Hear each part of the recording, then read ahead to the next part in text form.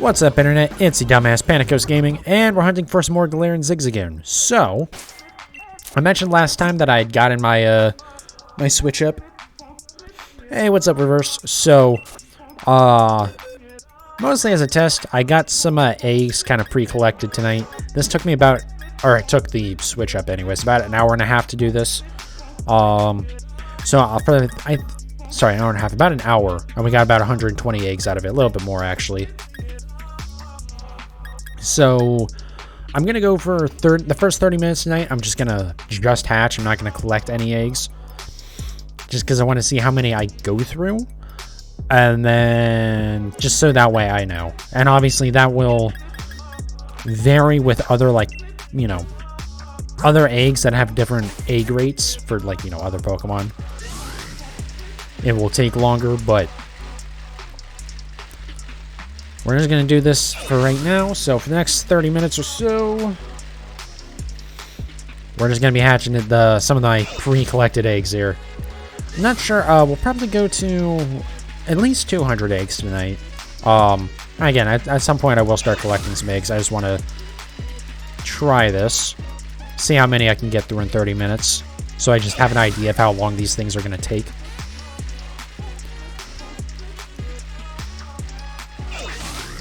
But yeah, at least 200. If this goes really fast, like if I knock through all of these in like the first 30 minutes, then we'll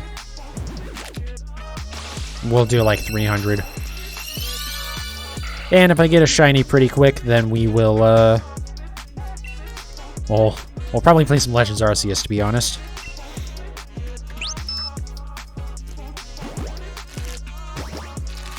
Since I am still working on getting all my Alpha Unknown in Legends Arceus, I'll probably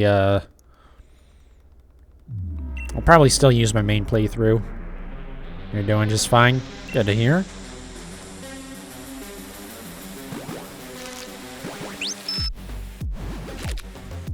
But yeah, at some point I do need to like continue playing my second playthrough. Because it's we're gonna need that other form of Enamorus at some point. I will say today I am just using my Joy-Cons. I didn't hook up the Switch up or anything, so I'm not using the Xbox controller. I mostly just didn't want to even lug anything in tonight.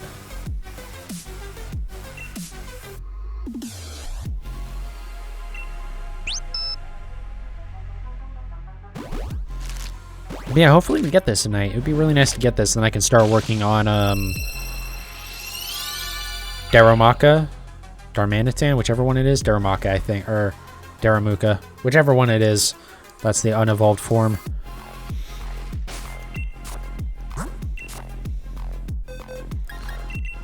So we can get that, start getting that underway, because I still will need a Yamask, although I believe shiny Galarian Galarian Yamask, it has been in Pokemon Go already. So the shiny, I believe, is being added this Halloween. And then also, so I did actually check what, like, when I said before that we're getting one last update for the wild area, and it's just like adds, or it's just to do stuff like Snorlax and stuff like that. I was working on what Cerebi said, and Cerebi said that there will be one final update for the wild area, which, you know, kind of seems like, okay, there's only one more update coming. In Pokemon Home, what it says in the news section is that the final update will be on the 1st, which means there is a chance we might still get a Halloween wild area. It's just basically, it would end on, the Halloween event would end on Halloween, and then on November 1st, it would swap over to the, whatever the final set of spawns for the raid dens is going to be. So there's a chance. They didn't say there's going to be. There's, you know, there's a very good chance there won't be. There's only 15 days left, or 16, I guess, until the end of the month, so, you know, we'll just have to see on that. But there is a chance, at least, with that. Also, yeah, the Festival of Lights event started in Pokemon Go, so that's going. Also, Tomorrow afternoon, kind of. It's like 12:46, so it's kind of already tomorrow for me. There's gonna be the Litwick event for the community day, so that'll be nice. I'm gonna try and get a couple of those. But yeah, and then I think right after the Festival of Light stuff ends, which I believe that ends in a couple more days or something. Right after that ends, part 1 of the Halloween event starts. And I believe that Galarian Yamask, like shiny Galarian Yamask, is supposed to be in that. But that's all in Pokemon Go.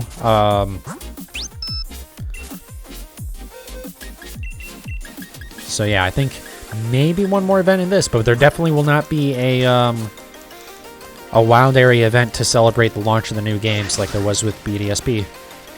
Which is, I don't know. It's a little disappointing, but also, like, it makes perfect sense. Did I move stuff back in? No, I'm stupid. God damn it. This is not helping with the trying to get the timing down. Though I guess having a couple mistakes in there would be kind of par for the course.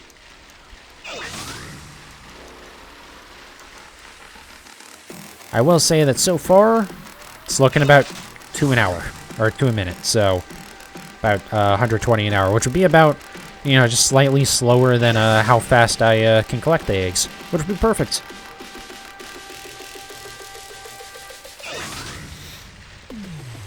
Because that means I can knock out, you know, a very reasonable, like, probably 300 eggs a stream, 350 maybe even. 350 I think would be fine. I just don't, you know, I'd rather end on an even number, but I guess 350 is a fine number.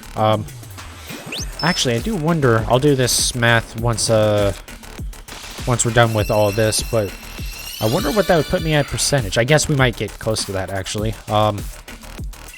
Because, yeah, 350 might be around the 50% mark, actually. For, like, how likely you are to have seen a shiny by that point.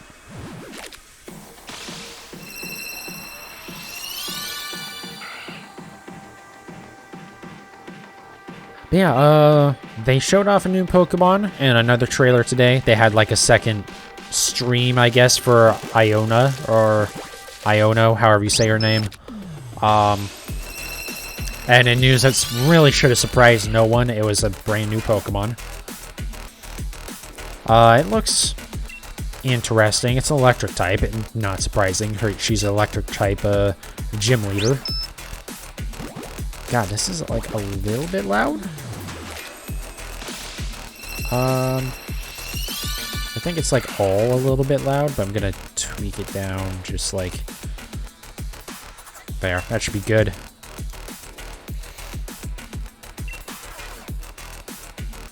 Oops.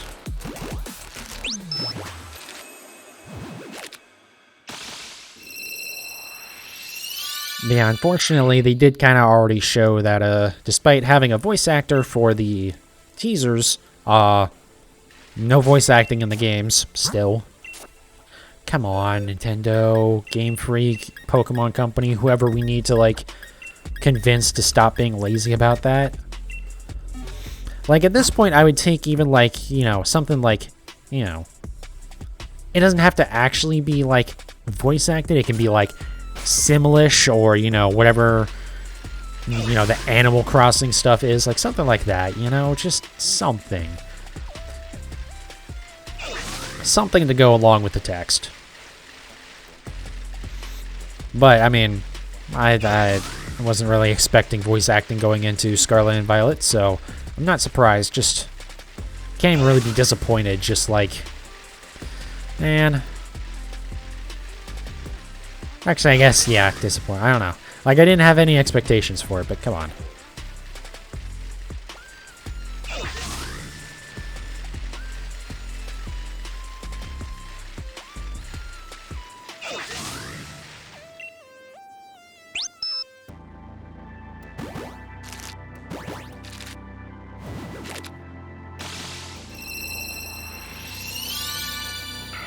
Trying to think if I've got any other news to share.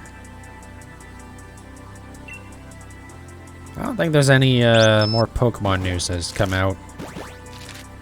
I will say something that doesn't help with the odds of there being like a Halloween event is I think we would have yeah, they could wait. Yeah, never mind. It would make sense if we don't get it till next week. I was gonna say I feel like we probably would have seen like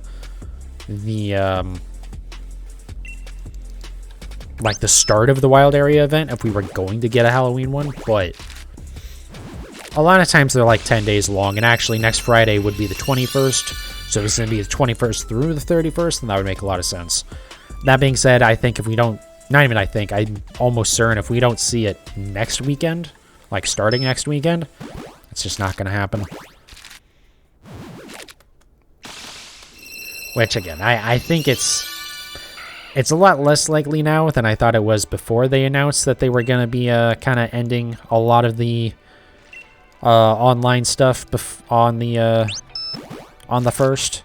Like, there won't be any more online competitions. There, you know, a lot of like the battle stat stuff will not be appearing in Pokemon Home anymore. It's just gonna not be there. Like, you'll still be able to do battles online. You'll still be able to do mystery trades and like Dynamax Ventures, raids and stuff. That stuff is all supposed to continue working. But yeah, we're so close to being at the end of this game, man. It's weird. Like, I've never like been enough of a Pokemon fan that like I cared about like, you know, like playing a game for this long. I don't know, like, you know, I loved Heart Gold, but like I didn't really care about like, oh my god, like I'm not gonna play Heart Gold anymore because Black and White are coming out or anything like that. And like even Let's Go Pikachu and Eevee, like I played them. I got I think I got my, I'm trying to remember. I think I was at least close to getting my my completed Pokedex in Let's Go Pikachu, or Let's Go Eevee rather. Before Sword and Shield came out. Because I think all I had left was like the trade evolution Pokemon, and the way I was doing that was by playing Pokemon Go. But like it wasn't like, you know, I kind of long moved past the game. I was just only picking at it as little as necessary with, you know, Pokemon Go.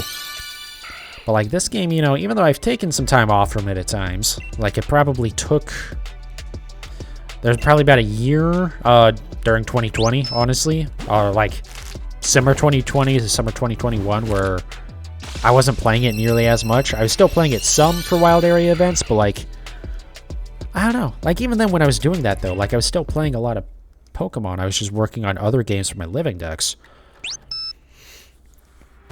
So it just feels weird to have this like time where like right up until the new games come out, I'm still playing the old games. Because even like when I used to play Call of Duty and stuff, like we would, you know, you'd get fed up with the old game before that point, long before that point. Maybe like a week before the game would come out, we'd come back to it, you know, but it wouldn't be at all constant.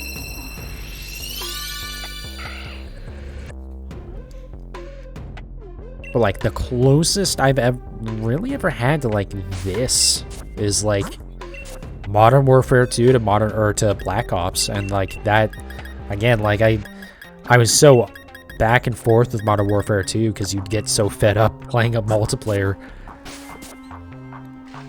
Which, speaking of, I know the new Modern Warfare 2 is supposed to be out sometime soon, right? Hope that's good. I know I heard a lot of good things about the first one. Like the 2019 Modern Warfare. Just waiting on Microsoft to finish their acquisition so that can all get it added to Game Pass. That is like one nice thing about the Call of Duty games. That's like I can knock that out in a night, you know? They're not exactly long games. It's not exactly Final Fantasy. Also, I wonder if they will have the back catalog of like, you know, COD 4, Modern Warfare 2, even Modern Warfare 3. It could be fun to go through those and play those again. Oops. How did I hit that button? Whoops.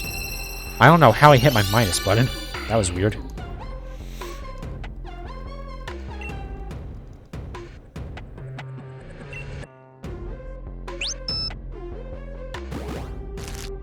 Okay, I don't really need to do any more timing of this, I'm gonna be honest.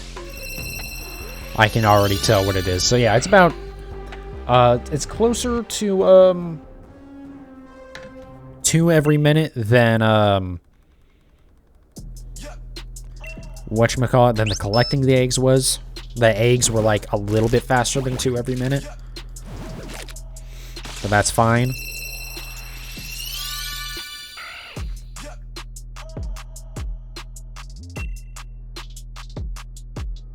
Alright, should probably start heading back then. So we'll start collecting some more eggs. I'll just do, like... We'll see how many I do. Maybe I'll still do 300 eggs tonight. It'll depend on how I'm feeling after 200. And again, if I get, like, a shiny, then we'll not worry about that. Certainly would be helpful if I did.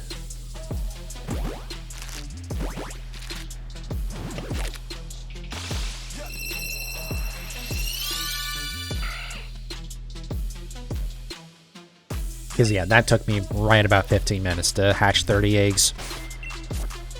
So that's good to know. And again, this is for, like, Zigzagoon. So this is, like, a touch under 4,000 for these, as opposed to 5,000 for most eggs. There's some that are, or a lot that are 10,000. I think there's some that are, like, 8,000 as well. I would have to look at that. Did I move something back over? No, I didn't. That would be helpful.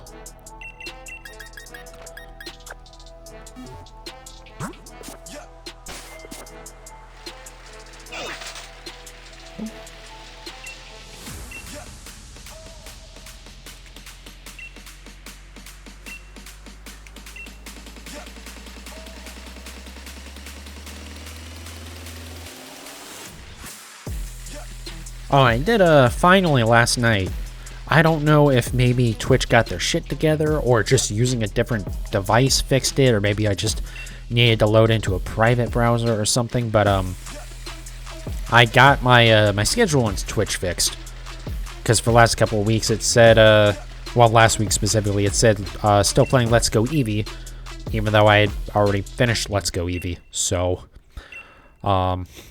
it wouldn't let me edit it, it wouldn't let me delete it, but I loaded it up on my laptop and it worked perfectly fine on the first try. Same with following Awesome Jess the other day. I wanted to follow her back, and Twitch was like, nope, can't do that. I was like, I'm sorry? Am I doing wrong? Did it on my laptop, it worked fine. So I guess the laptop isn't completely worthless, but boy, does it feel like it. Oh, something I need to do. Oh, one thing that you do is... For the macro stuff, you set send to boxes to automatic instead of manual, because the assumption is you're not gonna ever want to put the eggs into your party, and I don't really want to either. Doing it manually, it's just when I'm like, if I'm playing the game otherwise, I might want to consider it, especially if I'm doing like a playthrough or something. Obviously, right now that's not the case, but.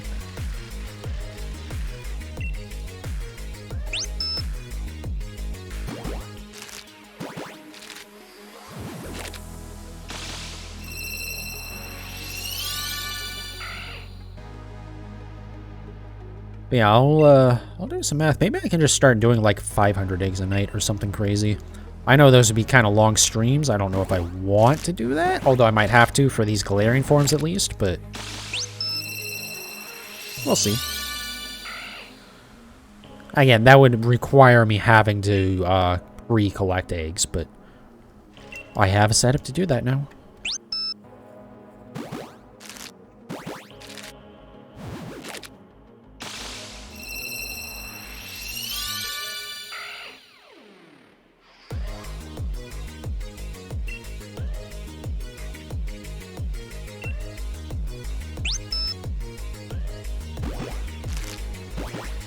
Alright, come on, Zigzagoon. Let's make this quick tonight. Let me do something else on stream for a little bit. Yeah, because we'll swap over to Legends Arceus if I happen to get this. I don't really have a... Yeah, I might have a Daramuka or whatever somewhere that has good IVs. I don't know if they'll be Galarian. Actually, I guess it doesn't matter if it's Galarian.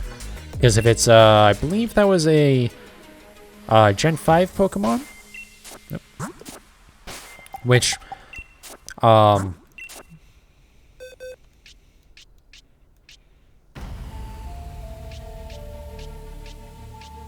me stick this at the end. It'll work fine.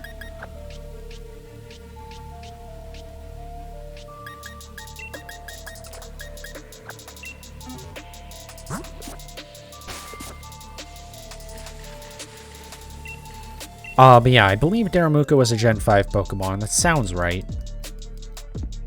But whatever it is, like, unless it's, if it's like the Unovan version or whatever, original region it was, unless it's holding an Everstone, it'll still, actually, the eggs will still be the Galarian version.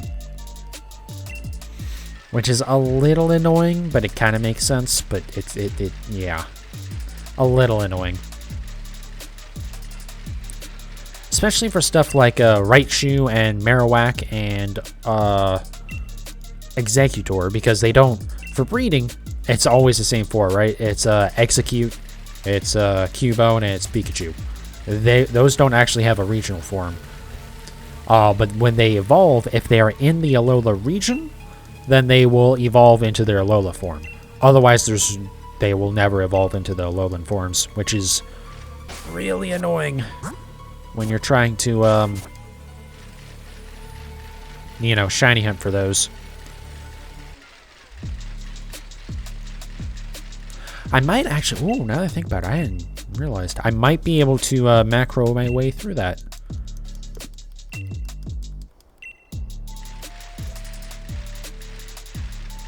Because I can probably just set a well, I suppose I can just do it with a controller or something, but...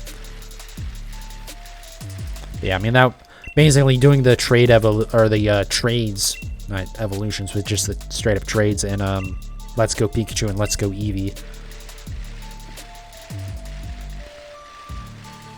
where you can trade like a normal Raichu for an Alolan Raichu.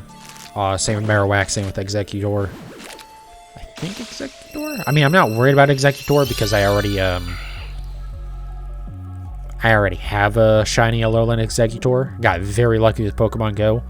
Wasn't like an event or anything, just literally checking my spawns and there was a shiny. But yeah, I collected those Marowak before to do that. And haven't really done anything with that since.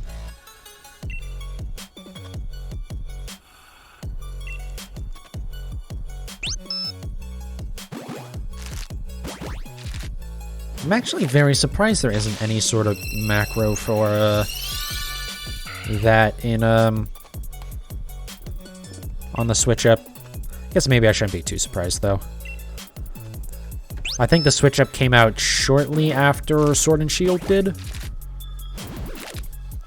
Also, I have been thinking about playing maybe some Animal Crossing at some point. I've been kind of having this urge to go through and actually like complete that game. Like I'd have to use, you know, I'd have to mess with the system clock, but to actually go and like catch every bug, catch every fish, do all of that stuff. That would be something that happens after the new game, the new Scarlet and Violet come out, and I get my shinies that I want and stuff. What's up, Cookie King? Welcome in. Welcome to the stream.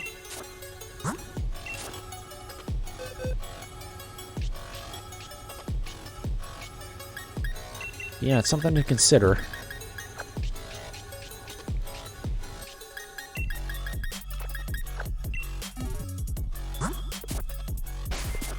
I mean, there's plenty of, like, Switch games that I already have that I could play. Like Animal Crossing, I could play.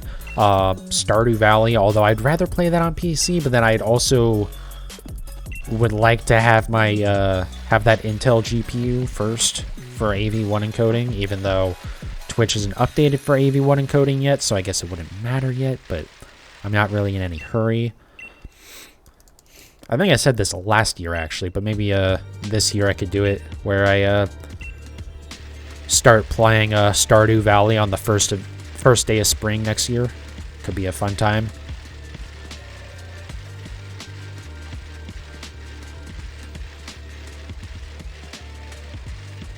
I know I mentioned Minecraft as well. I don't know, Minecraft is a weird one where it's like, there's not really a goal, so I don't feel like I'm doing a playthrough of it. Like, even Stardew Valley, like, yeah, the game technically never ends, but, like, you can, you know, clear the first, you can do the first, like, 2 years or whatever, and then go, you know, a little bit past that if you want to. Or, like, you know, Animal Crossing, I would have the goal to, like, try and get all of the things, at least all the insects and all of the, whatchamacallits, insects, fossils, and probably, fish. Or insects, fish, and probably fossils. I haven't decided yet if I want to start a new island for that, though. Probably not. I don't think I would. Because I already have, like, an island done. But it could be, I don't know. We will see. Again, we got probably at least... Probably not until next year would I be doing any of that stuff.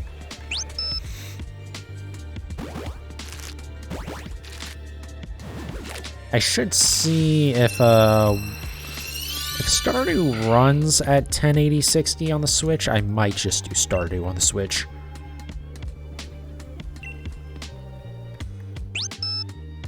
Especially if, like, you know, again, in a couple months there still is an AV1 encoding on Twitch. And I still don't have one of the new Intel GPUs.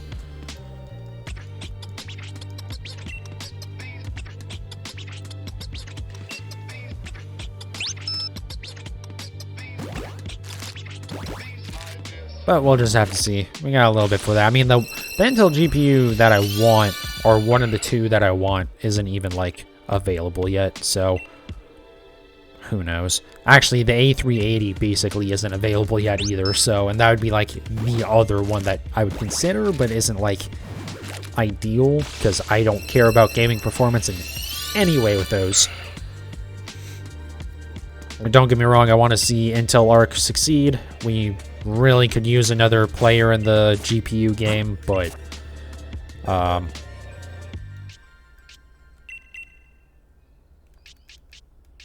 I don't know. I just don't care about it. I like even the A770 is it like trades blows with the 2070 from Nvidia, and I already have one of those. So like if I was looking at new GPUs for like gaming, I might care about it more, but not that I would really want to. The drivers are kind of buggy. Not kind of, they're a lot buggy. But as long as that encoding part of it works, I kind of just don't give a shit. And again, that's why I want like the A310 or the Pro A40, because they're both single slot cards, very low power, don't do much in terms of gaming, but they both have the AV1 chip, and that's all I care about.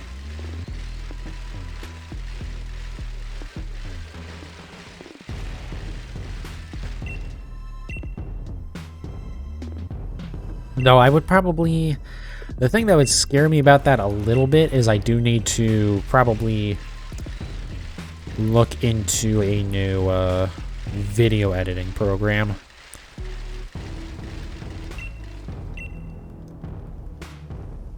Because I have a feeling my current one isn't going to support AV1. Maybe it would, but it probably wouldn't support it well. It's a little bit dated. Wonder if, I don't know. I don't think you can add codecs via, like, plugins to it. Anyways, this is all, like, stuff that doesn't really matter for, a lot of people, to be honest. Certainly for playing Pokemon. Like, that's the thing. Like, I'm always, like, thinking about, like, oh, yeah, what are these things that I can do to make my streams better? But I shiny hunt, so, like, does it really matter? As long as you can tell what's going on screen, as long as you can see that if there's a shiny or not, eh.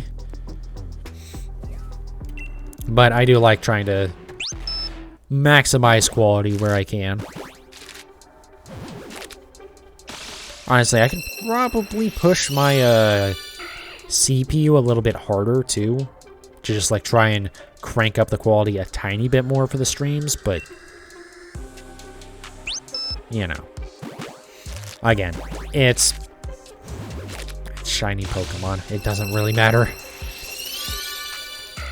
Plus, like, the closer you get to maxing out your CPU, the more issues you're going to start having because it's going to, you know, get overloaded at times. Then maybe you start dropping frames or something. It's in a good spot right now. If I ever upgrade the CPU, then maybe I'll push it harder. But I'm in no hurry to do that right now.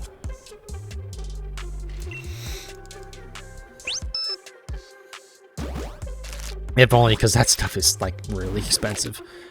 I don't feel like dropping hundreds of dollars on a CPU. Especially because, like, it would probably cost me $1,000 to upgrade, honestly. Because I would need a new motherboard, I'd need new RAM. Obviously the CPU, and then I would probably... I'd probably have to start considering a new power supply as well. I think I have a 750 watts, so it's, like... probably fine, but especially if we're like adding another card for encoding and stuff, like, yeah, we're getting into some, you know, close territory, especially with, like, you know, I have multiple hard drives and stuff in this, and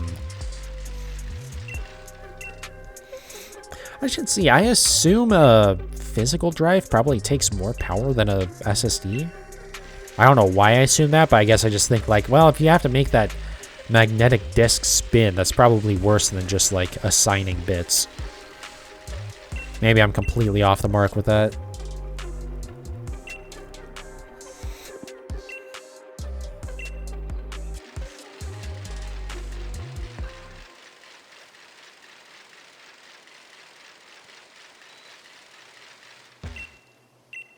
Because if I want to be real stupid, I could get one of those... God, what was it? I think it was HyperX that made the RGB SSDs that then everyone said don't for the love of God use because they overheat. Because the LEDs were just more than what it could take in terms of, like, passive cooling. So they actually did not perform well at all. Which is like, man, that kind of sucks. But that was, like, during the craze of every manufacturer trying to slap RGB lighting onto everything. Which, I mean, it still kind of is happening, but, like, we've mostly stabilized. Like, there was a year or two there where it's just, like, everything was, like, stuff that hadn't been RGB ever before was getting RGB. It's like, alright, let's maybe dial it back a little bit. That's a cool effect, but also, like, it doesn't need to be literally every component.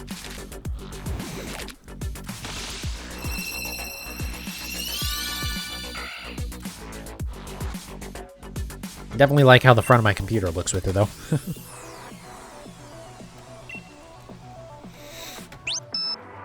Sorry about the, like, sniffling a little bit. I'm not quite sure what's doing that today. Even though I do that, like, half the time I stream anyways. But, yeah. I don't know what it is. Like, I start a stream and, like, I just get a little bit congested. And then usually by the end of the stream, it's cleared up. So... I don't know, I guess my body just doesn't like it when I try to talk for 3 hours at a time. It's not used to it. I mean, I don't really need to say much during the day, I guess.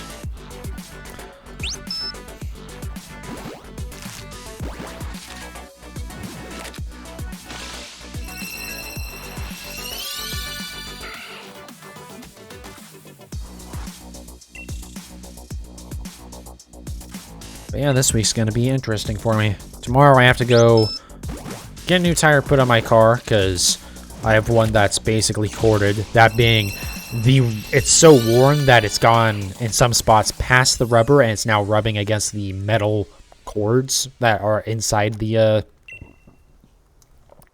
tread to keep it from... it helps keep the form of the tire when it's not, like, in use.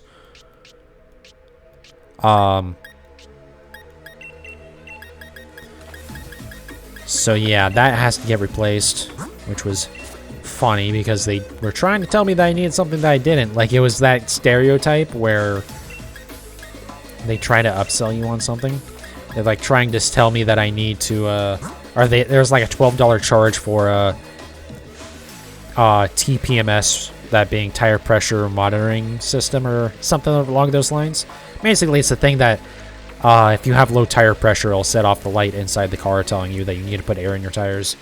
But it's like, yeah, it's $12 to reset. That's like, you don't need to reset that. You're not replacing it. What are you talking about? It's like, oh, well, on Nissans you have to reset. It's like, okay, not Nissan. So, oh, well, the Fiats you have to do it. It's like, no, you don't. If you're replacing the unit, like the actual sensor, yes. If you're just putting the sensor onto a new wheel, no, you don't.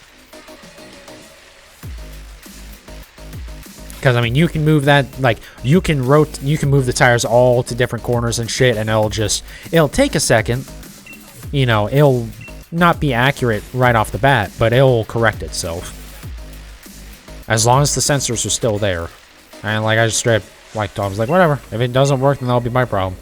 But I am going to, probably be, if that doesn't work after I get it back, I'll be taking over to the dealership and be like, hey, make sure they put they didn't take the batteries out of this or some shit. Because if they do, oh boy, I'm gonna be starting shit. Because again, as far as I know, don't need to do anything with that. It just does it automatically because you're not replacing the sensor. You're just taking the tire off, put the sensor in a new, or not even taking, you know, not even taking like a new wheel or anything. Just, anyways, we'll see. I don't think anything's gonna happen, but I'm also not sure if I'll be going back there. By the way, thank you for the follow, River Puppy. Appreciate it. As I go on a rant about absolutely nothing to do with Pokemon. But yeah, doing that tomorrow. Which sucks because, well, so I have to do that, and then immediately I'm going to probably leave from that and go and do the Pokemon Go Community Day. Hopefully I can get a couple of shiny Litwick out of that. And then Monday, I'm going to be basically spending the whole day working my buddy's car. Putting more fun parts on that thing, so that'll be fun. But we'll see how that goes. It should be fine. It's going to be a pain in the ass because it's an intercooler, so we have to take off the front bumper, and there's always that concern that something's going to break, like a clip or something.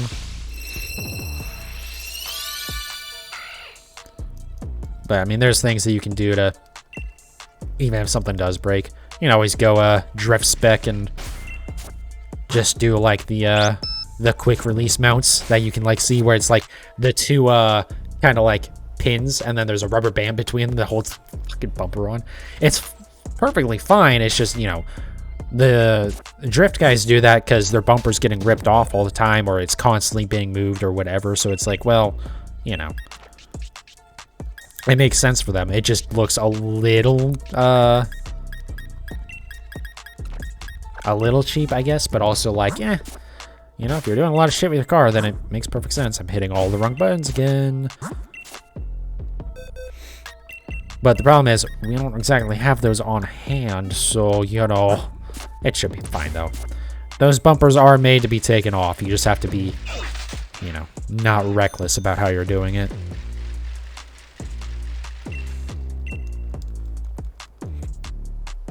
But yeah, after that, he's going to start doing graphics stuff. Hope your hunt's going well. That's going all right so far. We're not too deep into this one. We got a bunch of eggs pre-collected before the stream, so I should go pretty quick tonight as well. I mean, I've only been going for 40 minutes, and we've hatched 60 eggs. So, and in the first 15 minutes, we had hatched 30, just because I was just testing to see how fast I would go. I'm still collecting some, because I do want to get up to 300. I should go ahead and move the, what's its face? Solgaleo. I have that thing there to, like, mark where I want to stop collecting eggs at.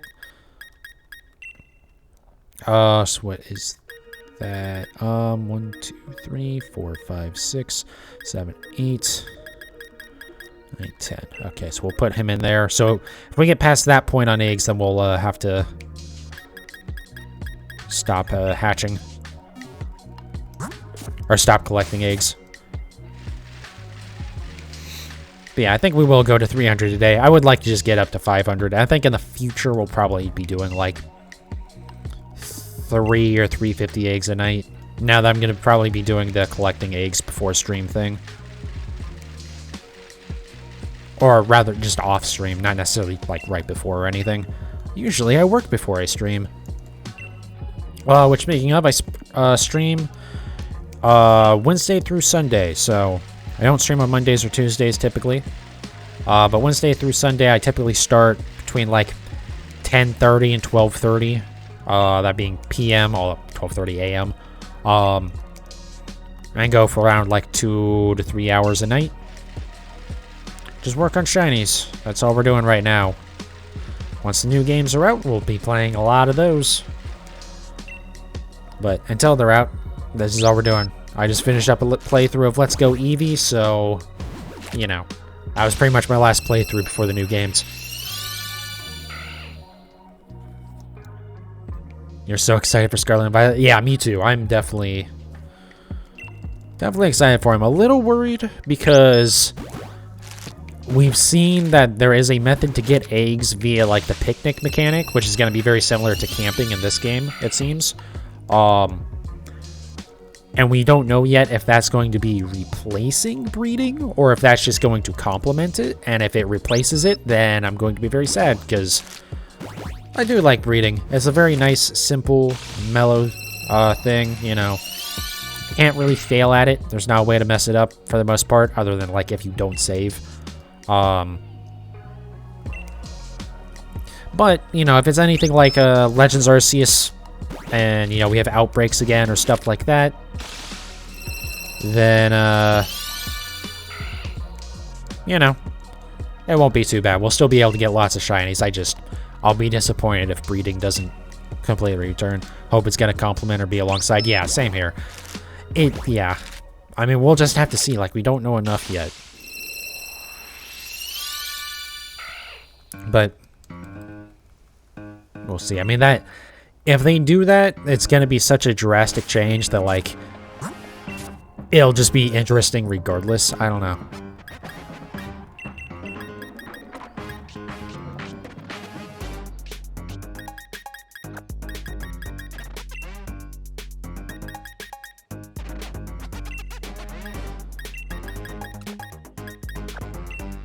My organization here is a little bit chaotic, but it should work out by the end of it.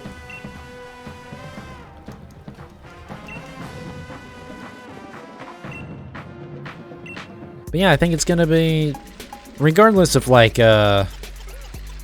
what the shiny hunting method is, it's probably gonna be good. I mean, again, I had a blast with Legends Arceus, other than a couple of hunts that were not very nice to me, but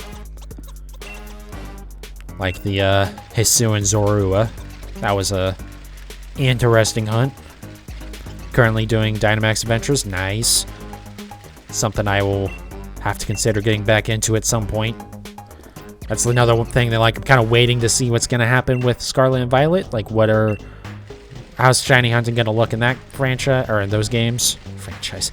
That generation, I think that was the term I was really looking for. And then we'll consider coming back to Dynamax Adventures for a little bit.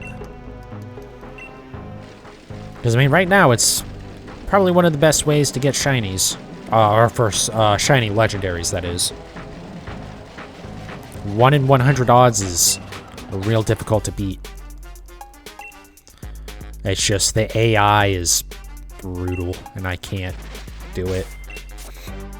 And I'm concerned that doing like matchmaking or something wouldn't be any better. But again, also that profile is,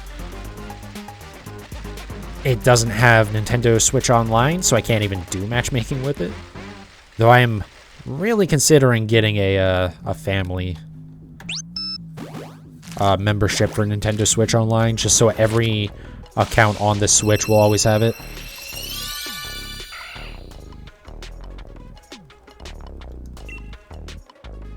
But then it's like, well, do I want to get the expansion pass too? Because, like, it would be fun to play through. Like, I never played the expansion for Animal Crossing. And, you know, there's a couple of, like, Switch Pokemon titles on the N64 emulator stuff in it. Plus, if that, you know, we do know that Nintendo does have, like, an in-house emulator for Game Boy and Game Boy Advance games for the Switch. So like if that ever comes and that has Pokemon games, which I believe it's also confirmed they have tested trading on that emulator. So like, you know, there's a lot of potential there. If that does, then I'll snap up Expansion Pass in a second. Expansion Pass is nice. They just added the OG Snap. Yeah, that's the thing. Like, I've never actually played the original Pokemon Snap. I didn't play the new one yet either.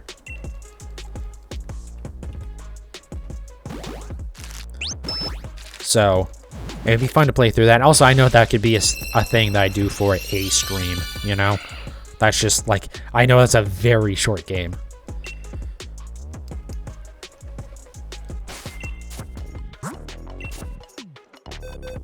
I do hope maybe one day we get like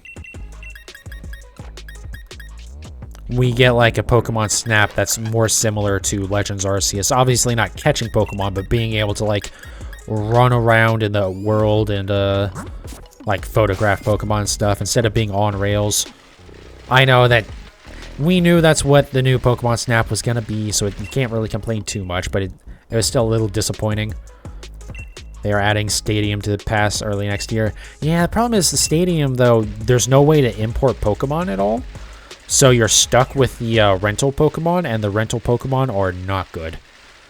Because they try to do a thing where they, like, tried to balance the unevolved forms with the fully evolved forms by giving unevolved forms better moves.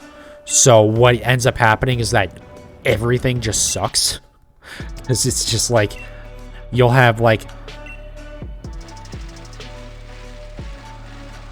you know, you'll just have, like, a Charmander with, like, Flamethrower, for instance, but then Charizard will have Ember. I don't know if those are exactly the moves, but it's, like, similar to that. They are adding this, yeah, there's a selfie thing in Scarlet and Violet. Maybe there could be something built in to be kind of like Snap. I mean, like, it'd be really cool to just have, like, a, you know... a Pokemon photography game that isn't on rails. But yeah, there's some potential with the selfie stuff.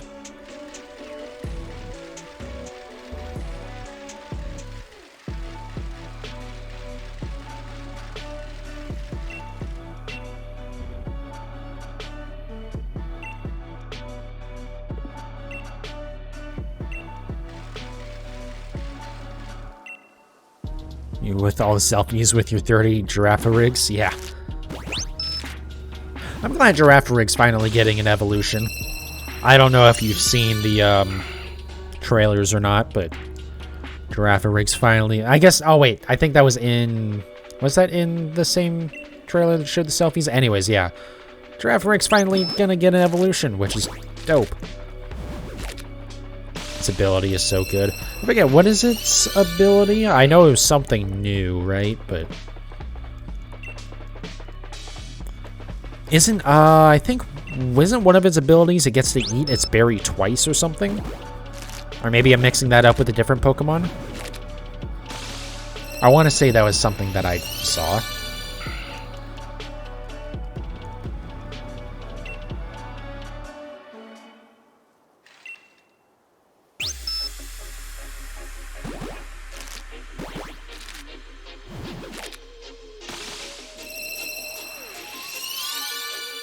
Oh, opposing Pokemon can't use priority moves. It's very useful. If Farigiraf, I always have trouble saying that. I'll probably get used to it at some point, but yeah, if that thing's like at all decent, that thing's gonna be very useful and competitive. Just being able to shut down like trickster Pokemon is... It's gonna be a good time. Oh, basically I'm doing this backwards. Or just, yeah, just anything with priority moves.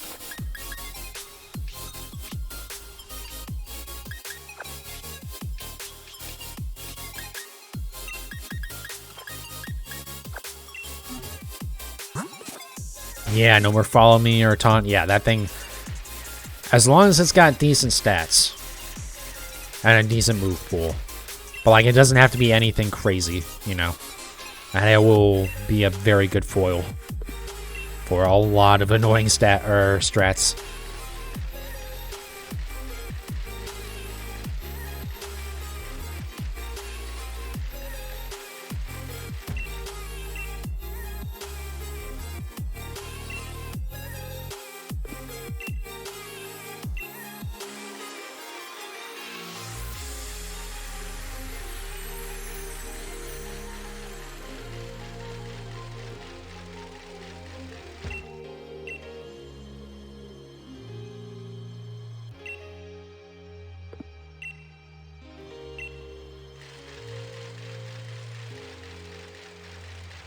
But yeah, I'm excited to play the new games. Just getting to explore a new area, having like, knowing that's going to have a lot of similarity to Legends Arceus, but it looks like it's going to look a lot better. And also it's still going to have like the older style battles, not like the thing where like you or your opponent can possibly have multiple turns in a row and stuff. Is just having it be the more traditional style, I think, is going to be more enjoyable for me. I don't mind, like, the kind of speed kind of turn-based stuff where it's like you can get multiple moves and stuff. I don't mind that in some games, especially something like a tactics-style game, like, which reminds me, Hoy just posted a video about Xbox, or XCOM, sorry. I got mixed up because he used to be called Xbox Ahoy, but he obviously clipped off the Xbox as he's gotten bigger. But he's an awesome creator, and I can't wait to see that video, because his videos about like Quake and Doom and like fucking the dude literally spent like 40 minutes talking about cardboard boxes for old video games, and it's the most fascinating fucking thing on the planet. The dude is a fantastic creator. I need to go watch that video. Anyways, but yeah, like tactics style games like Final Fantasy Tactics and stuff like that, having that you know, having that kind of style works better, but with just like a one-on-one battle or even like a 1v many is like, I didn't enjoy it as much. Did not hate it by any means, to be clear. I just would have preferred the traditional Pokemon battle style. Also, please no more agile or strong style moves. That just kind of like, it was kind of a neat idea. Glad they did with Legends Arceus. I could live without it. Though also, like, if we got, like, a Legends Skyrim or Celebi or something like that, I wouldn't. Even if it was the same mechanics, I'd be like, yeah, sure, let's fucking play it. I'm down. Definitely loved Legends Arceus. The only disappointing thing about it is that we didn't get, we didn't really get more content for it.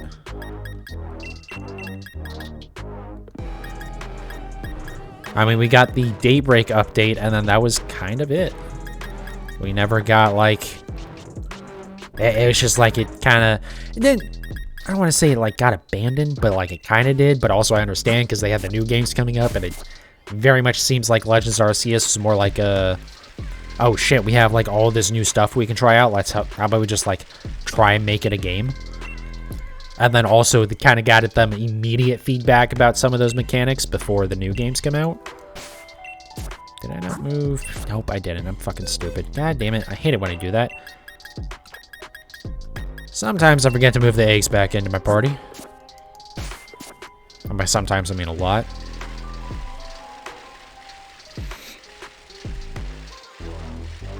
But yeah, I wish we would have gotten at least a little bit more content for Legends Arceus post-game.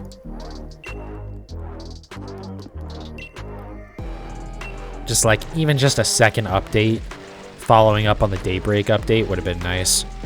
But, you know, again, I understand. As long as, if, like, Scarlet and Violet, like, you know, really drop the ball, then it's going to be even more disappointing. Because it's like, well, we already had this game that was great. Why didn't you just add some more to that? And maybe, I don't know, push back Scarlet and Violet a little bit? Even though I know it's harder for the Pokemon Company to delay games than most companies would, because they have so much stuff that goes on around the game releases, because you have trading card game, you have anime, you know.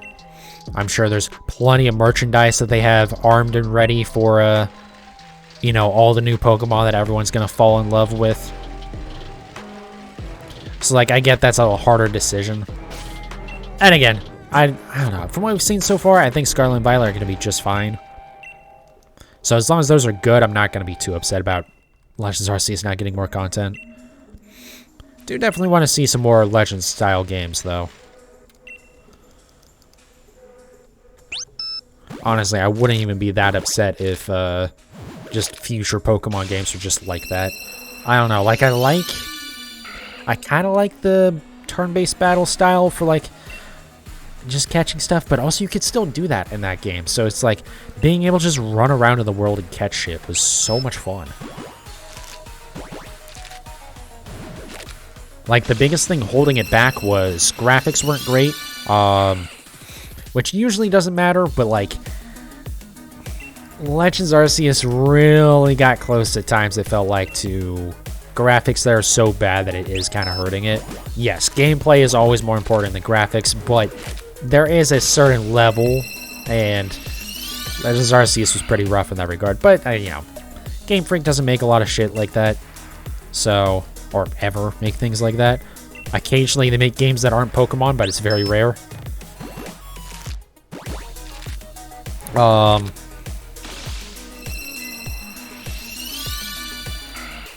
yeah, like...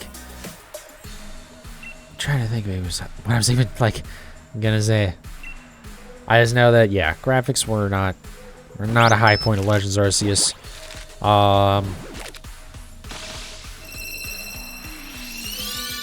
Oh, and the other thing that kind of held it back was playing it with Nintendo, I mean, hardware in general. Again, that kind of goes back to graphics, but especially the Joy-Con controllers are not great to play it on. I can tell you that. Oh, God, come on. Come on, me. It's just, you know, a little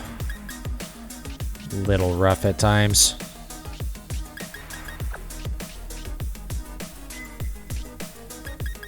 But that's a nice thing about my new, my Switch Up thing. I can just play with the Xbox controller. I'm not doing it right now because I just didn't feel like setting it up tonight. I think, though, if I was gonna play, like, if I do get the shiny and I start playing some Legends Arceus tonight before I wrap up the stream, we will, I'll definitely hook that thing up. Because I did play a little bit of Legends Arceus using my Xbox controller, and oh my god. It was, like, so much nicer. Wasn't perfect. I did have to tweak it a little bit. Like, the sensitivity, I tried to... Well, first, the sensitivity that I had it on, which was, like... That was a big thing. I felt like you kind of had to keep it low so that you could actually aim. But then when you were running around in the world, it was really annoying to have the sensitivity low. So I bumped it a little bit, which helped. But then I also tried to, like, max it out. It was like, let's bring it back a little bit. Maybe I can get used to the higher sensitivity later. But yeah, just, like, not playing with Joy-Cons was so nice.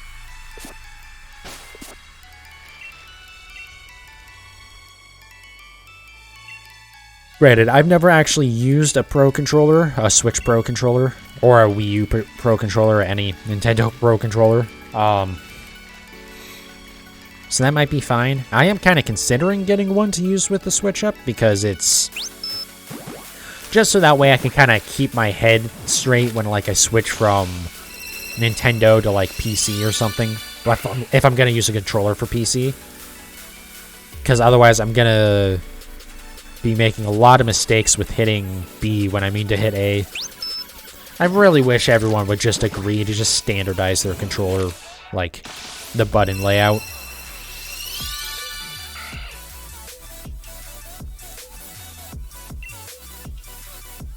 Because it's annoying to just, like, just get mixed up anytime you switch from basically every other platform to Nintendo, you know?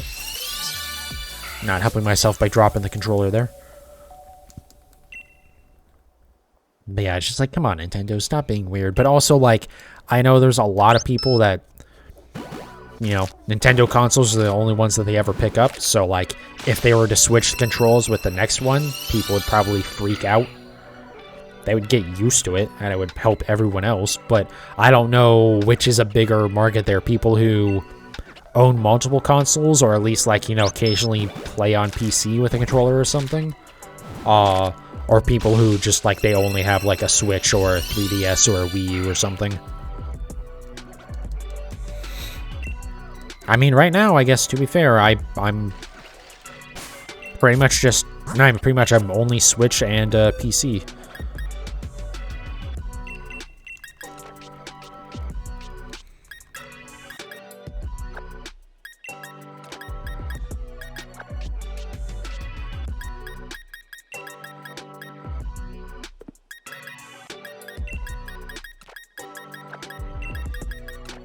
Speaking of PC, I kind of want to check out that,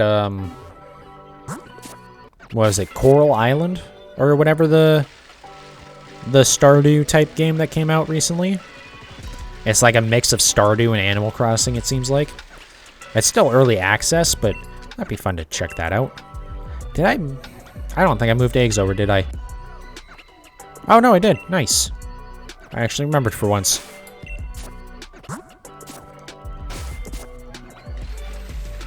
But yeah, that game seemed a little bit interesting.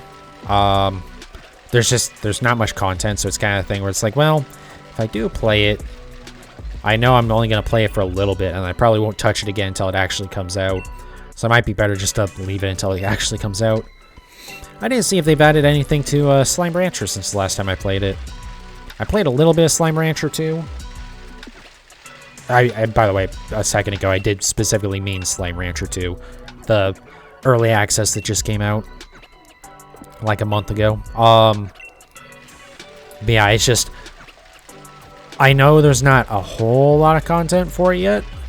It's a good amount though. There's probably like 10 to 15 hours, but it's I already broke the economy in it the same way that you break the economy in Slime Rancher 1, which is fine. I'm perfectly fine with it being easy, but also, like, might be better if there's some more content before I do that. So I'm just taking a break from that. And then the other early access game that I've downloaded, but I haven't played any of yet, is Dyson Sphere Program, which I've seen a lot of people say they kind of consider it as, like, part of, like, a big four of factory games with Factorio, Satisfactory. Oh, fuck, I forget what the other one is, but there's another one, and then Dyson Sphere Program, which it seems interesting. I also need to go back and play some more Satisfactory.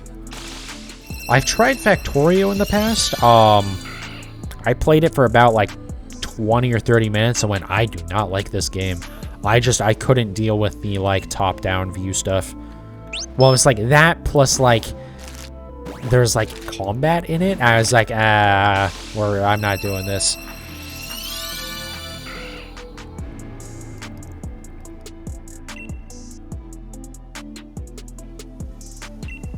Which, fortunately, I only played it for a little bit, and Steam has a great refund program, but I've only refunded 2 games on Steam. Factorio, because, again, I just did not like it whatsoever. I was like, this is not going to change. Even though I love Satisfactory, so I don't know. Again, I think it's just the top-down, and I don't know. It just didn't grab me. And Dirt 5, I think, was the most recent one. That was one of the worst running games I've ever had the displeasure of putting on my PC. Now, to be fair, I still had an RX 480 at the time. AMD RX 480. A little bit old of a card.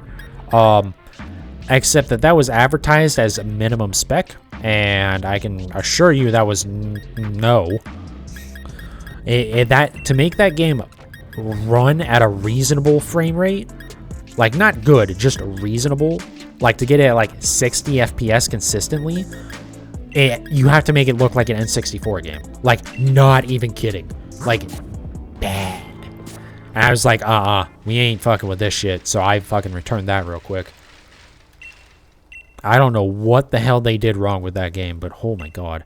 I actually later, it came out to Game Pass, and so I played it on Xbox and played it.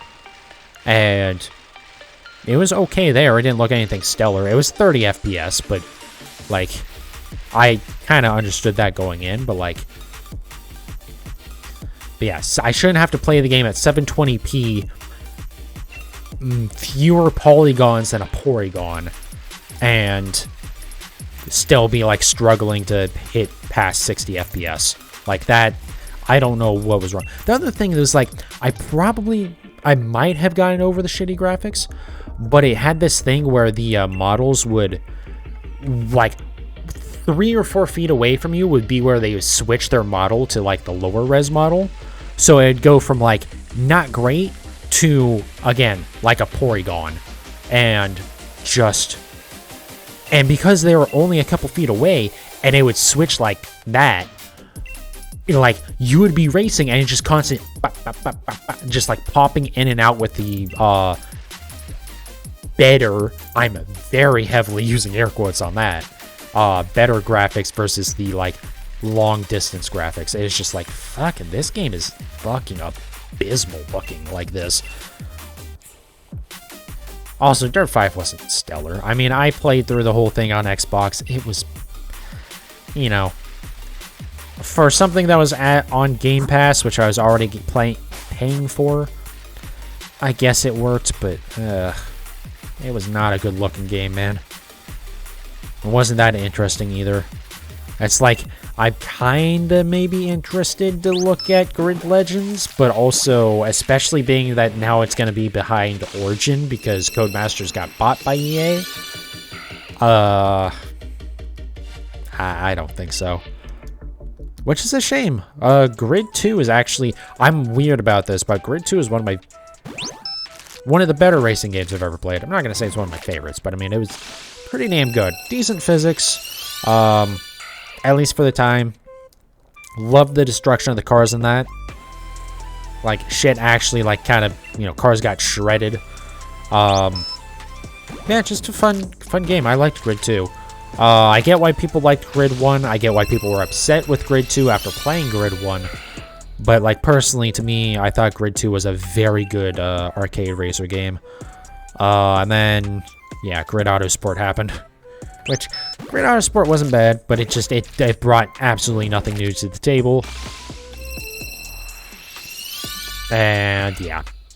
And then, what, we had the Grid reboot, which I, like, forgot about until just now, to be honest. So that should tell you all you need to know there.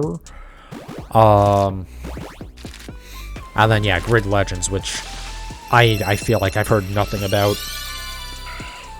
Like, the Grid reboot, I've heard a little bit about, because it's like, oh, they're rebooting Grid. Maybe they'll make it more like Grid 1 again.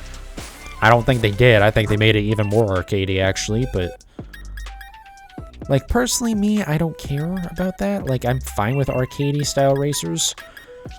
I like my Sims, and I like... Or my Simcades, I guess, because, like, I know people like to throw a fit about, oh, Gran Turismo is gonna simulate... Shut the fuck up. I don't care. It's fun. And it's reasonably realistic. I get it's not Assetto Corsa or iRacing, but, like, it's pretty good. But also, I really, you know, when they don't have shit physics, I really like arcade racers, like Forza Horizon.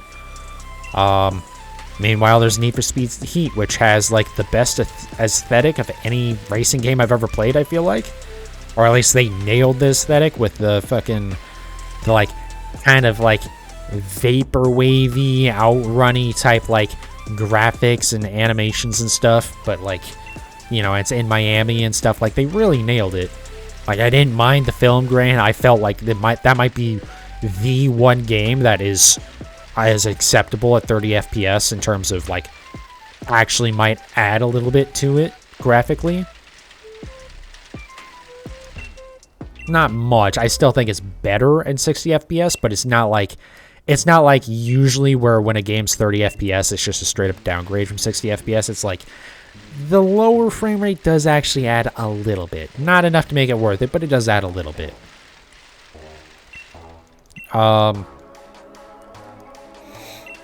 But yeah, the physics in Need for Speed Heat are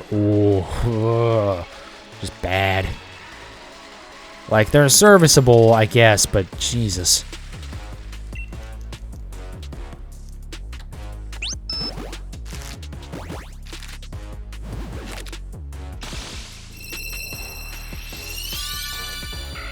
But yeah, I need to try out that Dyson Sphere game. The weird thing is, so it's early access on Game Pass, but it also has achievements? I thought they weren't supposed to be able to do that? I'm not gonna complain. It looks interesting, though.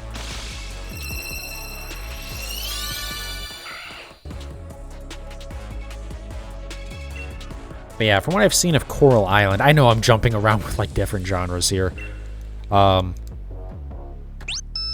But yeah, with Coral Island, the only thing that's, like, I'm not okay with so far is that the 3D models kind of really feel cheap, which makes it feel very much like just a cheap Stardew clone. It's not. I mean, they've added a good amount, plus it's like, Stardew's been out forever, it is 3D, you know, this game. So it is different in that regard, and like Stardew wasn't necessarily original. Like, you know, Stardew copied a lot of stuff from Harvest Moon. Took me a second to think of the name. So it's like, you know, it's not terribly fair to be too critical of whatchamacallit? Of Coral Valley, or Coral Island rather, not Coral Valley. But it's also like, well, it's just, I don't know. The graphics of the 3D stuff anyways so far have not been impressive enough to me, I guess. Or not good enough to kind of get past that that feeling that they're... It's just kind of a knockoff. Even though, again, it's really... I really don't think it is. Everything I've heard people say is like, yeah, it has a couple issues because it's early access.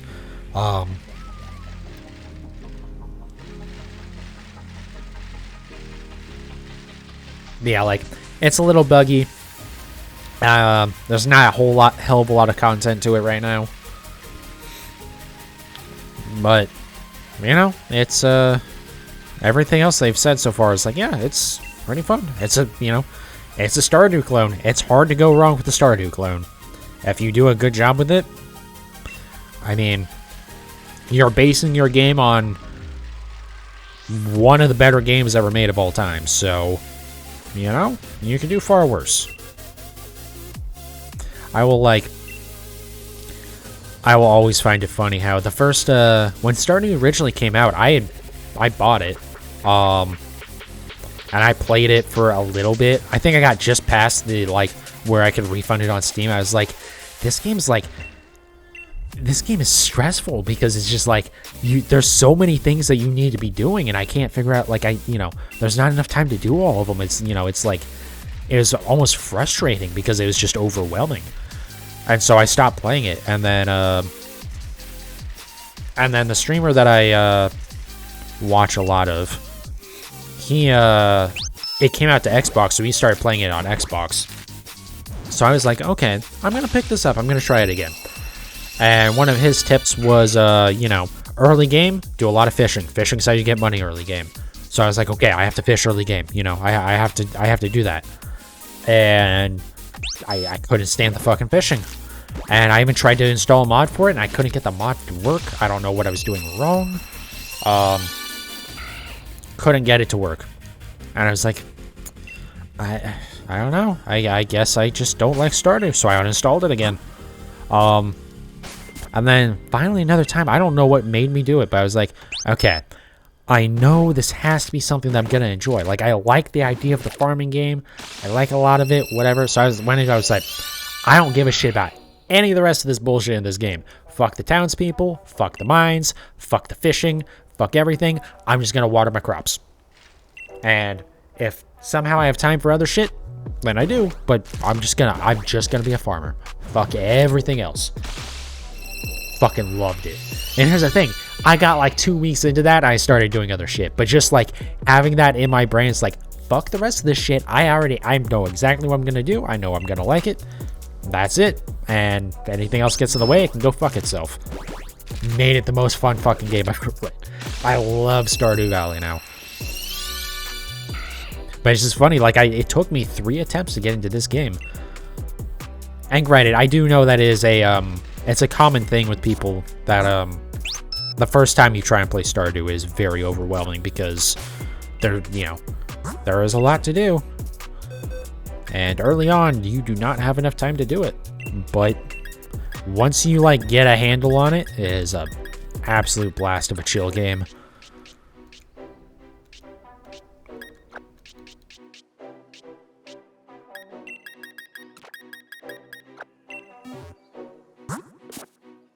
Also, another game I do want to kind of circle back to at some point is Farm Together, which, interestingly enough, I would probably just play it by myself. Maybe. Actually, I should see if there's a double pack or something of it on Steam. Might buy it for myself and a friend. But that's kind of similar. It's pretty much just, did I move eggs? I did, okay. Pretty much just farming in that game. You know, there's some, like, animals and stuff. Very grindy game, though. And the thing is, so instead of having, like, you know, days like you do in a Stardew, everything grows based on real-world time. So it kind of acts more like a, you know, if you remember the good old days of Farmville, right? From, like, Facebook and shit. It's like that, but if it was an actual game instead of just a clicker, basically. I know Farmville isn't really a clicker, but also, like, those games are interesting. I don't know what to call Farmville or some of those old Facebook game things, but yeah, it's like, you know, if Farmville were an actual video game, then that would be Farm Together. I should see if there's a way to play that and like set it up as like an always on server for like me and my friend, or multiple friends even, maybe. Because it would be nice to, like, since it does just, you know, run in real time almost, it'd be nice to just have that set up so we can always hop onto it. Of course, I guess you could always do Minecraft too, but obviously there's a lot more variety in Farm Together than there is in Minecraft.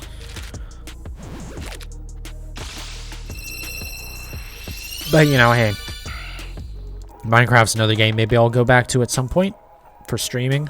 I know I did a few streams of it, and at the time I didn't know that Minecraft Java Edition doesn't actually require Java to be installed anymore.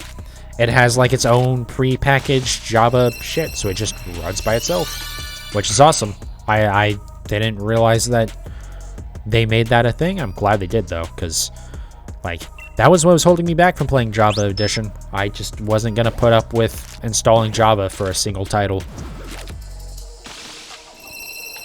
But now that I know that, like, I can mess with mods and stuff. Because before I was playing Bedrock Edition, like, yeah, it's fun, but, like, eh. But even just running shaders is, like, so nice in Minecraft. It just, like, changes the view so much of it. But who knows? Maybe I'll do something like a Stone Block or Sky Factory or something like that.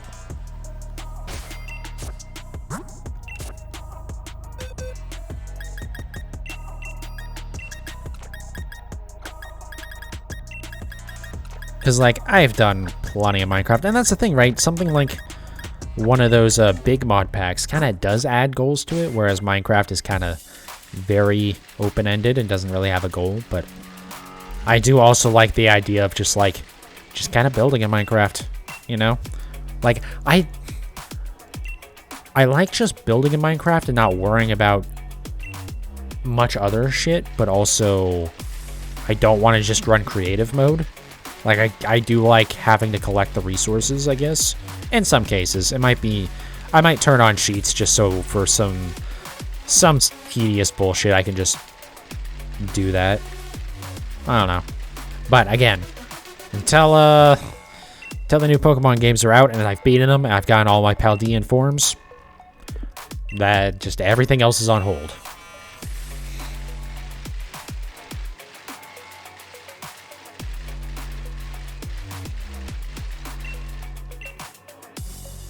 Depending on how, what all, like, Alolan forms might be available in, the Gen 9 games. Like, I know, Muck and Grimer should be in the new game, like Alolan, or we know Muck and Grimer are in the new games, and we assume that means, Alolan Muck and Grimer will be as well, because like in well, I guess that's the thing. It's only been in 2 previous games they've done it where if a Pokemon is in the game, then also all of its regional forms are available in the game. Because in Let's Go Eevee, you can get all the Alolan forms, and then in this game, you can get all of the Cantonian and Alolan forms as well. So, like, you know, Meowth, you can have, or not even just Cantonian Alolan, but, like, you know, all the other regional forms that, like, you know, a normal Zigzagoon or stuff like that. Like Meowth, you could get the Cantonian or the Alolan versions, or the Galarian versions. So hopefully they continue that, and Alolan, Grimer, and Muck will be in the new games. Because, since I have Let's Go Eevee, I can't hunt for those, because Grimer and Muck are not in Let's Go Eevee, they're only in Let's Go Pikachu. But depending on if it's, like, possible, I might actually focus on trying to get, after I get all the Paldean forms, also making sure that I get all my Galarian, and I already have all the Hisuian, but, you know, basically just get all the regional forms of Pokemon. So mostly, assuming I get all my Galarian forms before the new games, we'll get, all of the Alolan forms as well. We'll see.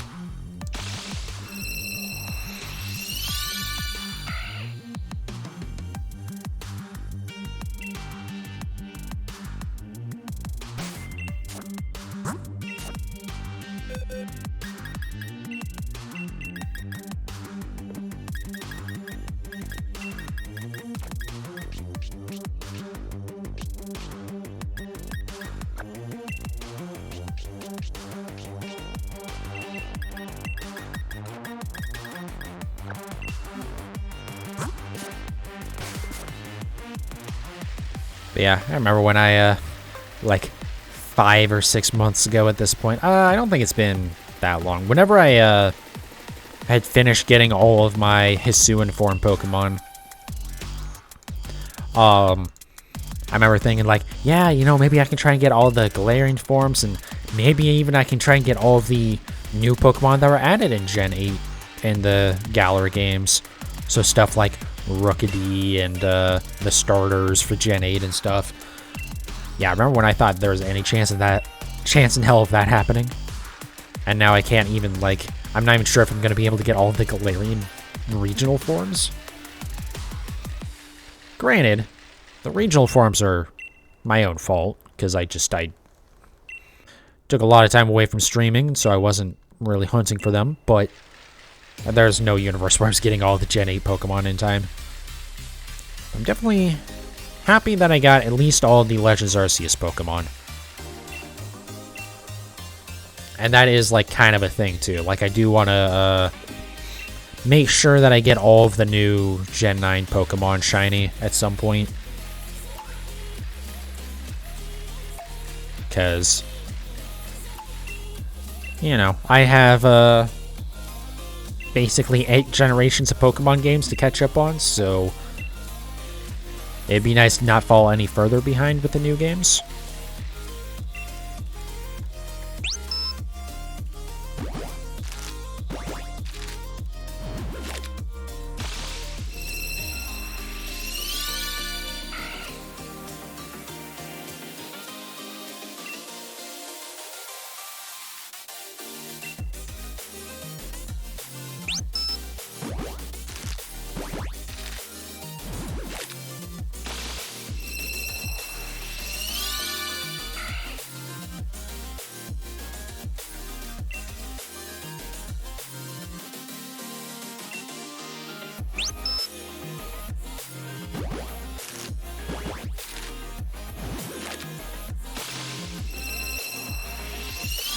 So yeah, I definitely think in the future here I'm going to be just always pre-breeding, or collecting eggs.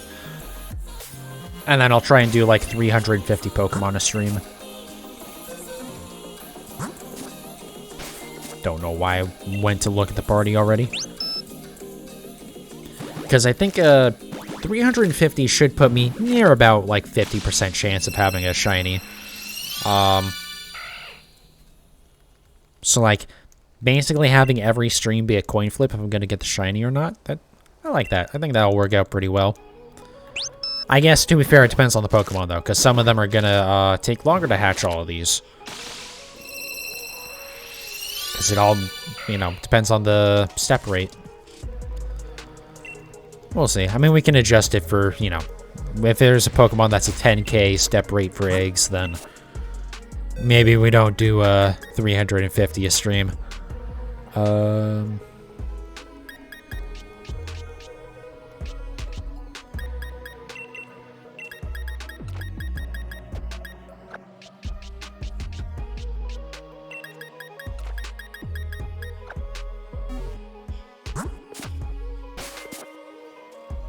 yeah, next up is going to be Darumaka if we get this tonight.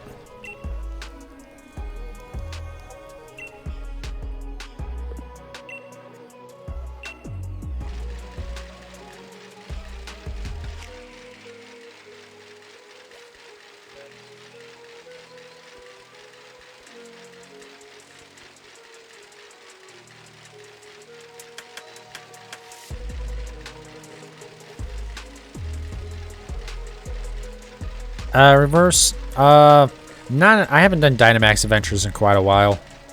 It's just so I've already caught basically everything on this profile. I think I still have like Zygarde left, and that's it. And Zygarde is a nightmare. Even without AI, Zygarde's pretty difficult.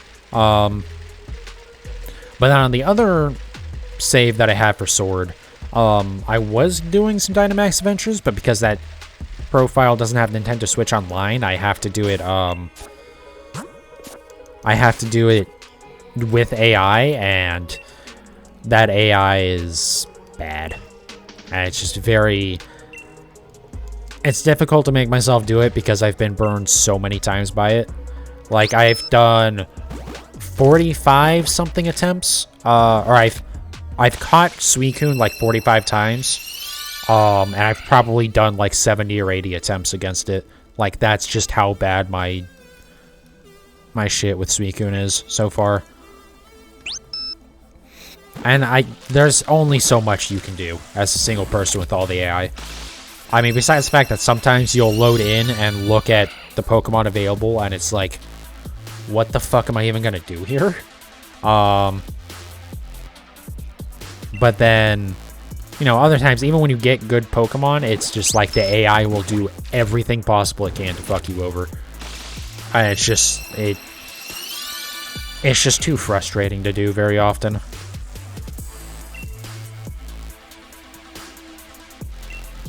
Plus, that was kind of going around, that was like the same time that like BDSP was coming out and Legends Arceus was coming out, and I have my Registeel hunt that I'm still at like 3,800 or almost 3,900, I think, encounters against. And so I just like, I had all of these things all stacking up at once. It's just like, Dynamax Adventures are going to have to go away for a little bit. I mean, I haven't even touched Registeel in months. I do want to try that, hopefully before the new games come out with the new controller dongle. See if because there's like a macro for that, but you still have to interact with the macro, so it doesn't feel like too bad. It's basically just automating the resetting part of it, but like you still have to, you know, like pay attention. It's not like completely automatic. Like, it only progresses basically once it loads in like the actual encounter, so you can see the Registeel. It will, you have to press either A to progress, or you have to press one button to keep doing the macro so it'll reset, or you have to press another button to stop it so that way you can actually catch it because it's a shiny.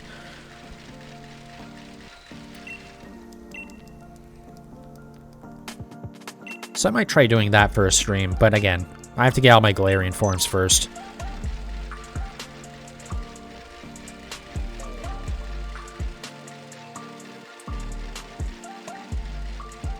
It also did not help with Registeel that, I thought originally, based on what information I could find on the internet at the time that the shiny charm did affect Registeel. That's what I thought.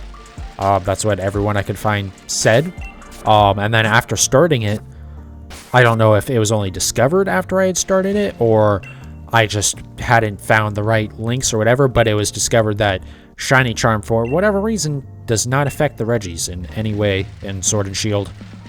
So by that point, I already had like 3,000 encounters. So I was kind of like, well, this is kind of so silly, it's just like funny at this point. Because I thought I was like, you know, basically, you know, well over double odds at that point.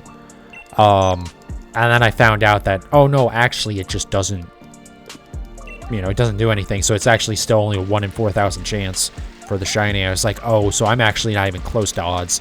I could, if I went double odds at this point, I'd be approaching 10,000. Oh. So, that kind of really killed my enthusiasm for it. I think it was like Christmas or Christmas Eve last year or something like that, where I streamed that hunt for like 6 straight hours and didn't get it. That sucked. Yeah.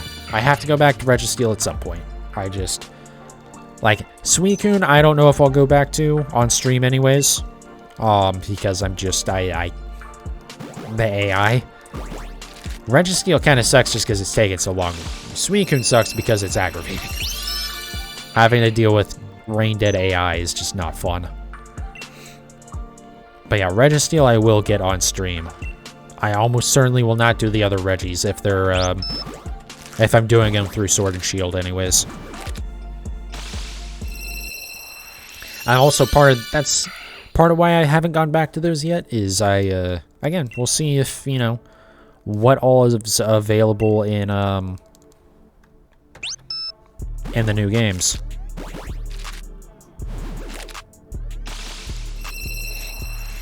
One in 4K is just a joke. In your opinion, it should be like 1.5K full odds and shiny charm like 1 in 500. Yeah. Well, could be worse. When shiny, I'm not gonna say when shiny was first introduced because Gen 2 was kind of a mess with that, but in Gens 3, 4, and 5, shinies are 1 in 8,000 odds, and until halfway into Gen 5, I think it was Gen 5. It was either Gen 6 or Gen 7 that they changed it to 1 in 4,000 odds for shinies. So they basically made them twice as likely. Yeah,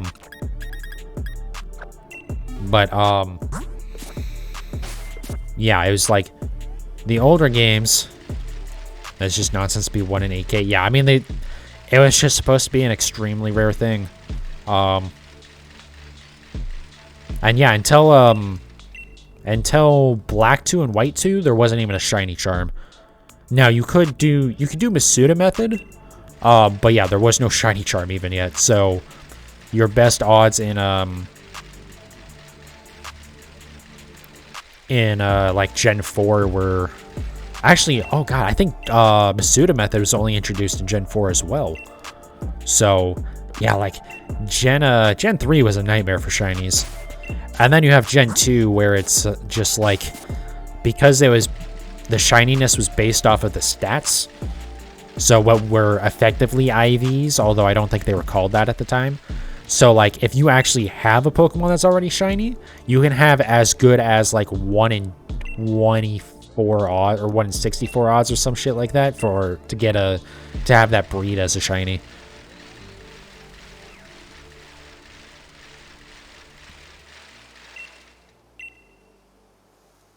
Which is part of why I hope we do get a virtual console for Game Boy and Game Boy Advance games through Nintendo Switch Online. Because there's some very easy shinies to get in Gen 2.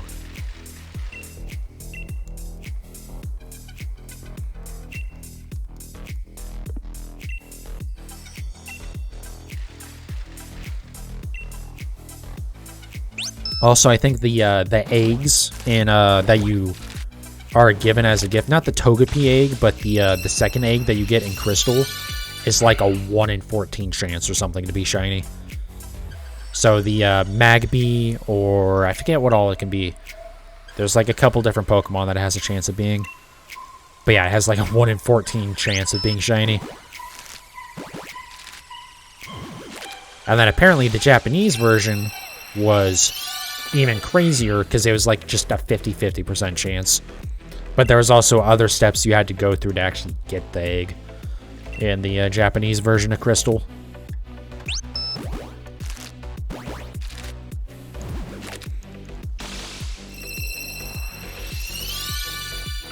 But the problem with that is you do have to get the, or at least for the breeding part of it, to breed for, with the shiny to get more, is you have to have the shiny to begin with. So, if the red Gyarados that you get from in Gen 2 is a male, then it should be not too bad. Because you can just, you know, anything at least that's in that thing's egg group, you can breed with.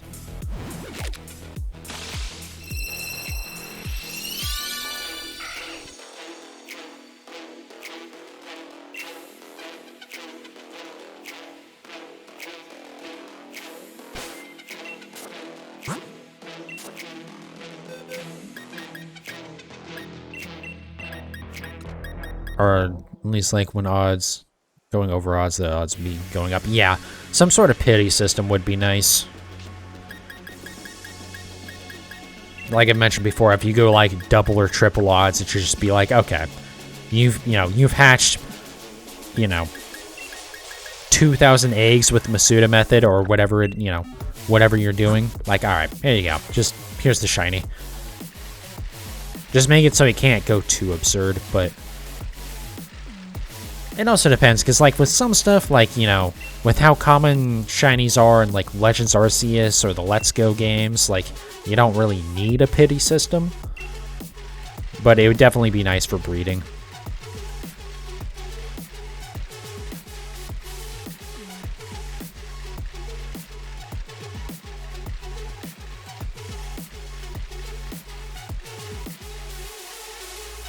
It's not fun here, story. The odds of going 1,000 Dynamax adventures with the charm is absurdly low.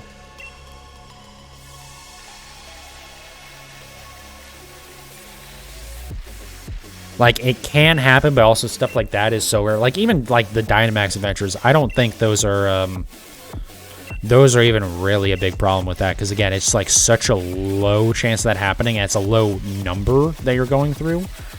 Like with eggs or whatever, or, encounters or stuff where it's like hundreds, or like the base rate, or, the best possible odds is like, okay, that's one thing. But when you're getting down to like close to 1 in 100 odds, it's not as bad. Like, it can happen, but it's extremely uncommon. I mean, let me put it this way. Let me do the math on that real quick.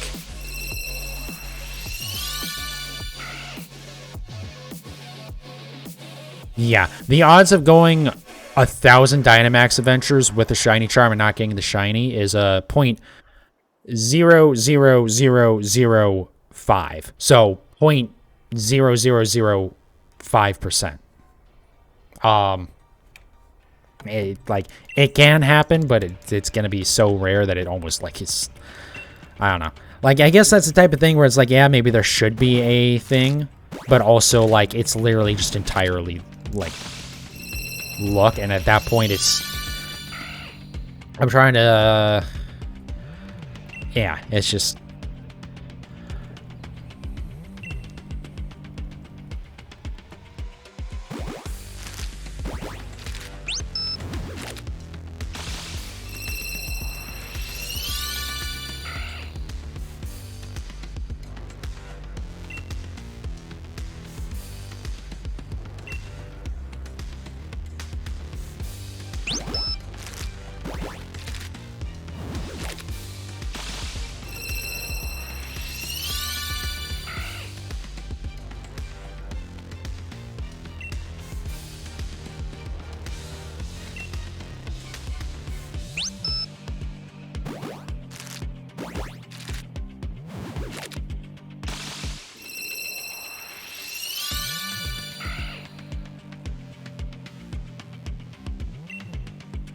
But yeah, also, ultimately, it's like a thing that doesn't really matter. Because, like, if there were any competitive effect to having a shiny, then, like, okay, maybe. I guess technically there might be something to do with, like, the animation taking longer. But that's not exact. That's actually more of a detriment than a benefit.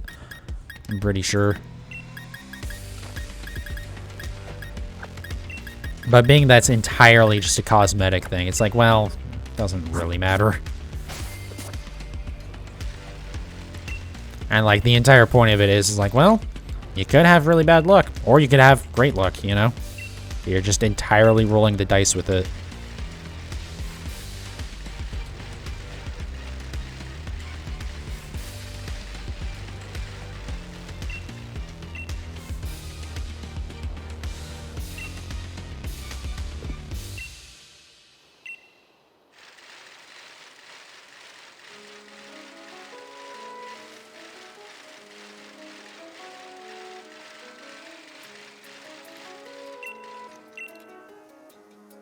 Some Pokemon look 100% better. Yeah, but again, it's just a cosmetic thing.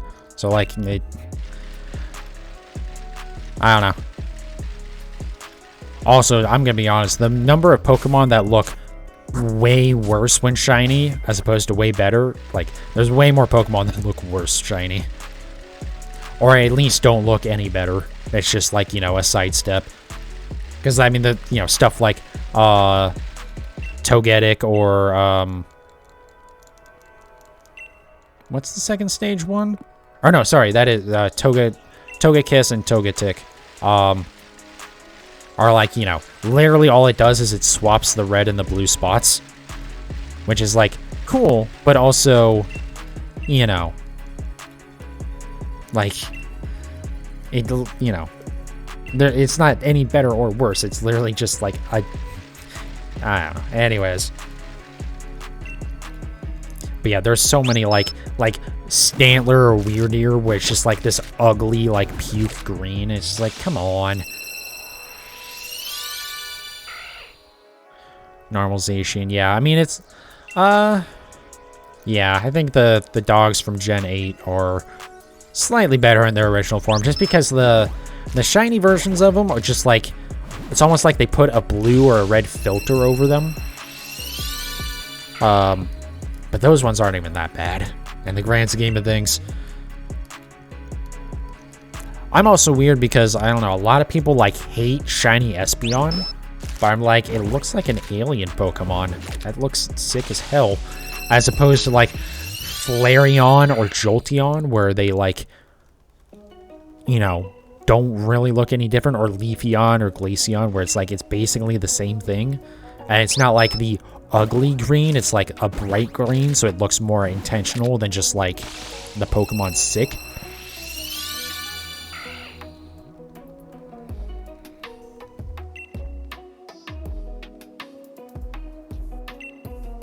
I wonder if we'll get a new Eevee in this generation. I kind of doubt it. I feel like Gen 8 was the time to do it, because it would have been like perfect for like a Steel and a Dragon type Eevee, but or Eeveelution rather.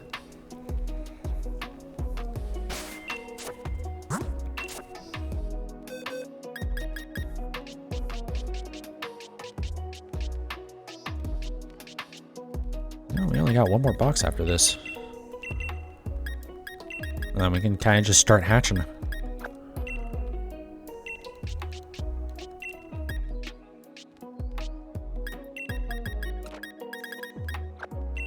Yeah, I know. It'd be nice to get, like, EVs for, like, every typing.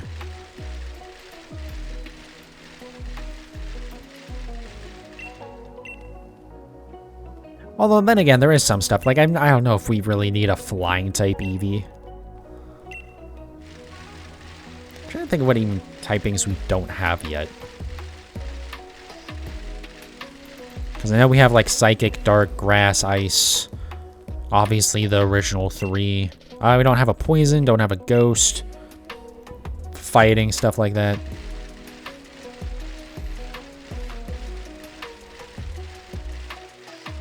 But at least one new Eeveelution would be nice. We're due for one. We haven't had one since Gen 6. Charizard, both shiny and normal, are equally as good. Yeah, I would definitely lean more towards shiny for that one. But yeah, normal Charizard's just perfectly fine. It's not like a Hisuian Braviary or anything where it's just straight up, just almost across the board better. I think shiny Hisuian Braviary is probably one of the best shinies that has come out.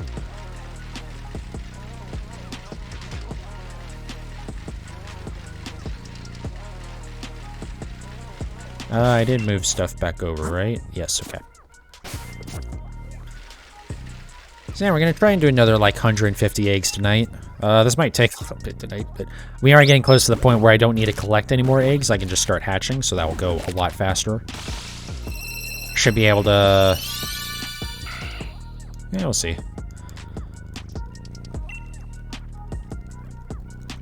But yeah, this might be a little bit longer stream tonight. And that's fine. I would like to get up to 500. And again, I think in the future I'm going to try and, in general, go for 350 eggs to stream. At least 250. I think that's going to be my general goal. Like 2 to 350 eggs. Since I won't be needing to collect them on stream as much. Or hopefully not at all, but it depends on how much time I'll have off stream to collect eggs.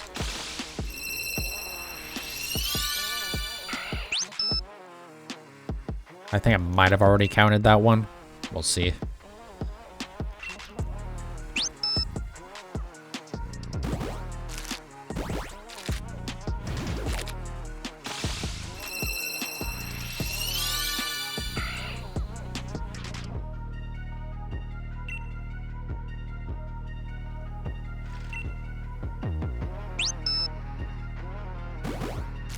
There we go. We're over the 50% mark.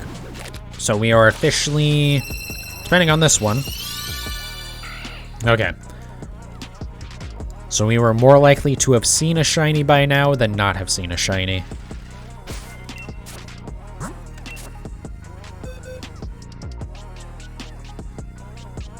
It is a little bit interesting how, even though it's a 1 in 512 odds, but the average works out that around 355 is when you know,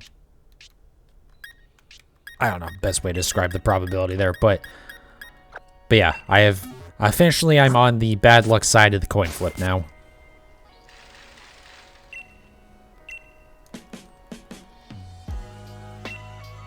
Don't get why most of the bird Pokemons have kind of shitty speed stats. Yeah, I don't know. I mean, obviously some of them make sense, right? Like Corviknight, being that's a giant metal bird, but yeah, I don't know. I've never looked too much into, like, the stats of Pokemon like that.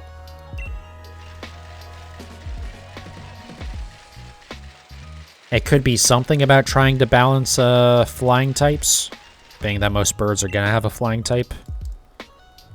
But I would have no idea.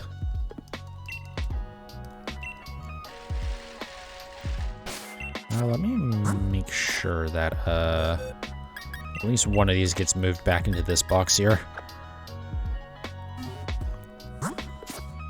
Braviary has base 80. That sounds low, but I'm not, I don't know enough about stats for Pokemon and stuff to know if that's, like, really low or not.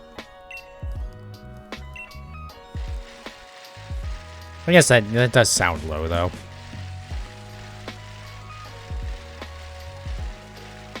Charizard is 100, okay. I don't think Braviary is ever supposed to be anything special either, though.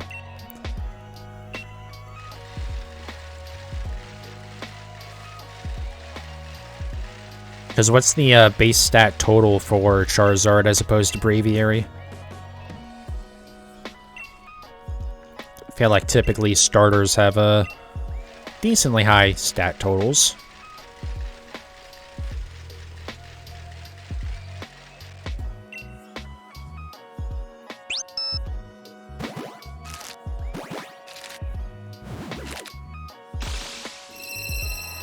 Also, I'm really liking this playlist. I thought this playlist... Oh, it's the Stream Beats playlist, but it's for the 100 Thieves hype tracks. I kind of was like expecting this to be a little bit overkill for this stream, but they're still actually pretty chill, to be honest.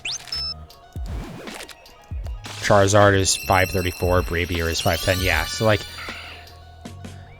Braviary is never really meant to be anything too special, I don't think. And, you know, until the Hisuian version came out, I couldn't have cared less about it. I wasn't particularly impressed by how it looked or anything, so... Zacian is base speed of 148. Yeah, Zacian's also a legendary, though.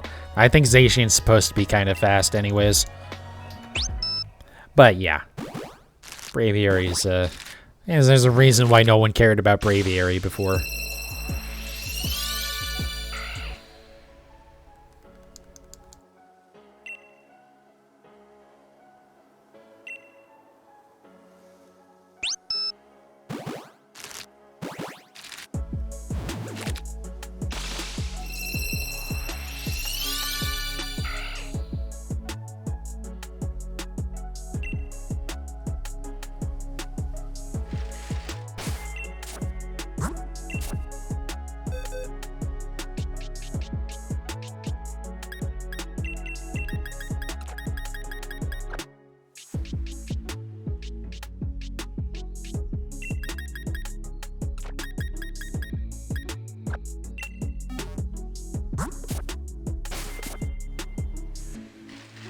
Braviary is a cool mon with sucky speed tier. Yeah, there's definitely some Pokemon where it's like, man, it's like missing this one piece to it and it'd be a fantastic Pokemon, but it doesn't have it and it's abysmal because of it.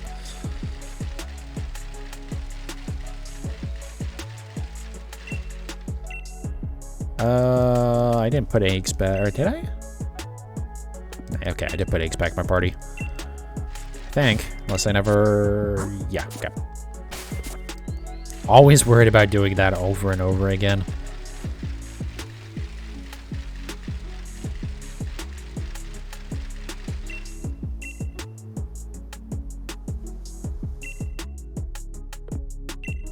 I'm gonna, after I hatch these eggs, the ones that are currently in the party, I'm gonna like take a look at my boxes and organize them just a little bit. Just so I can have an idea of how many more eggs do I need to collect, and then how many... I know I need to hatch another 140, which is probably going to take me like another 2 hours. This is going to be a long stream tonight. I'm going to be here late. Actually, I might not be able to even do that. I might have to dip out before that point. Maybe we'll get up to like 450 or something. That might be more reasonable. We'll see, though.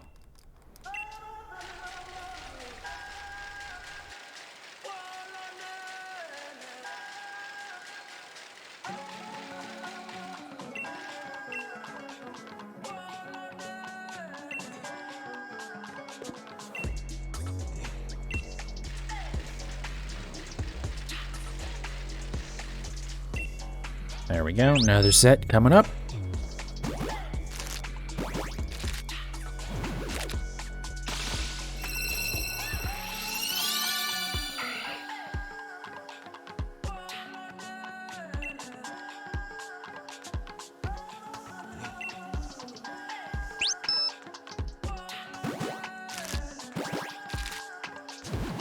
Lugia has good speed, but attack sucks. Isn't Lugia more meant to be a special attacker, though? I would assume, being psychic type. I know not all psychic types are special attackers, but I feel like that would be the case with Lugia.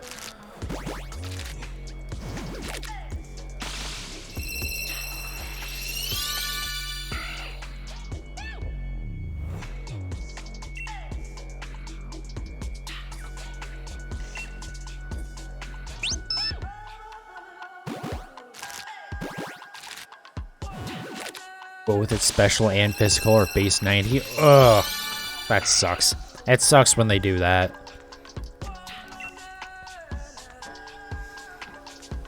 Because there are very few Pokemon that are good at being either physical or special attackers, so anytime they're like equal, it's like, what are we doing, guys?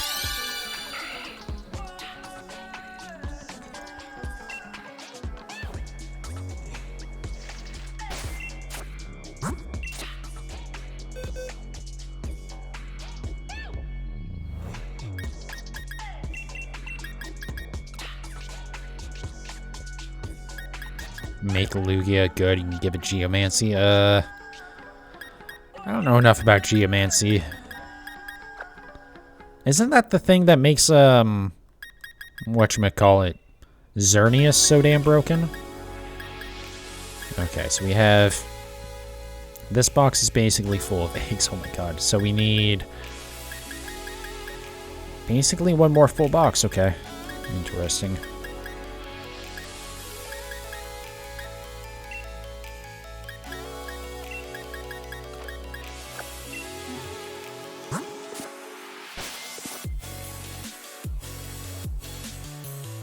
Boost special attack, special defense, and speed by 2 stages, right?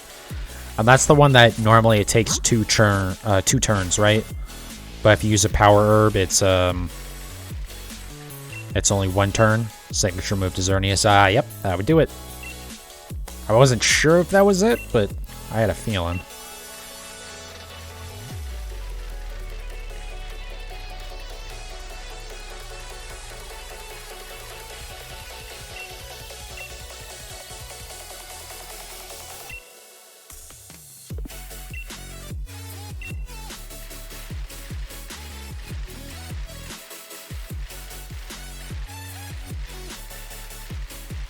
It's doing the thing again where the frame rate gets really choppy.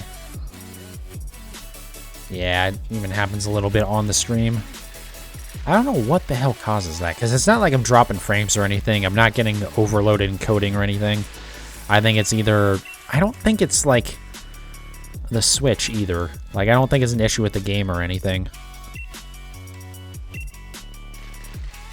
I feel like it's just something with the Elgato.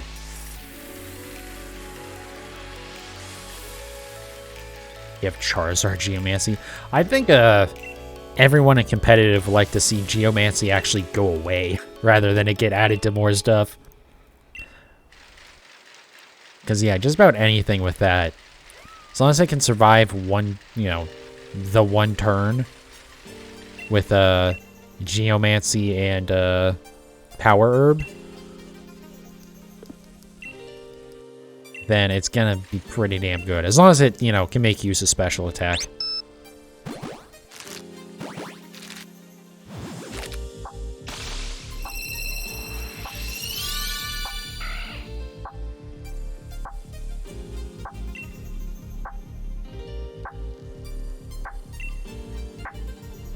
Hell, just having the +2 speed is, like, pretty good on just about anything. Part of why Prankster Tailwind is so damn effective.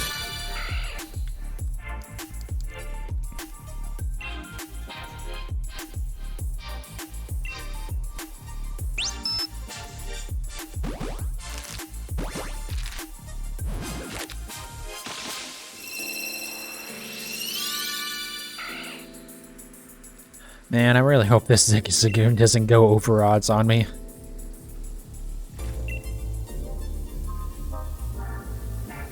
No one cares about Xerneas because all the steel types and Dynamax.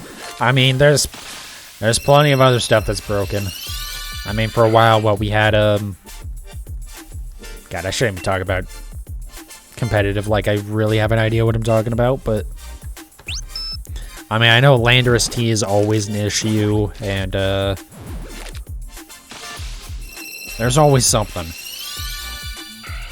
But yeah, I'm sure Dynamax did help to mitigate Xerneas a little bit.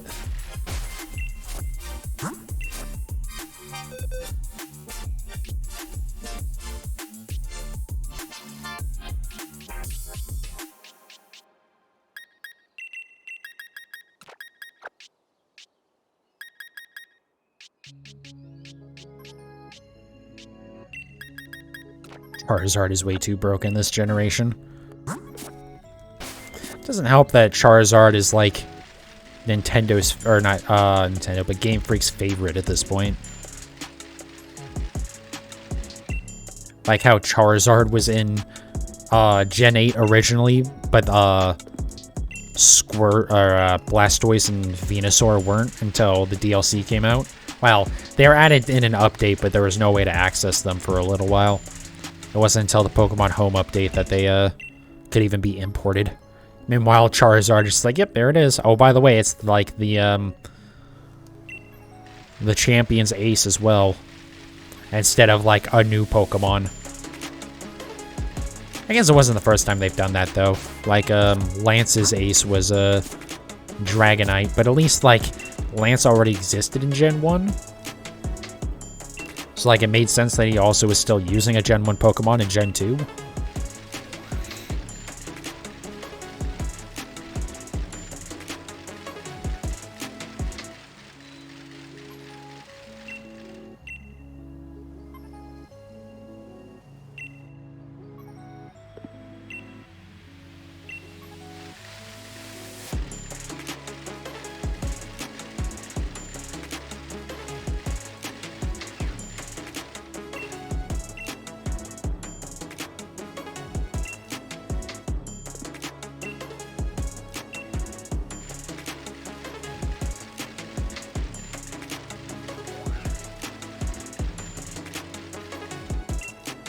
There we go, another set coming up.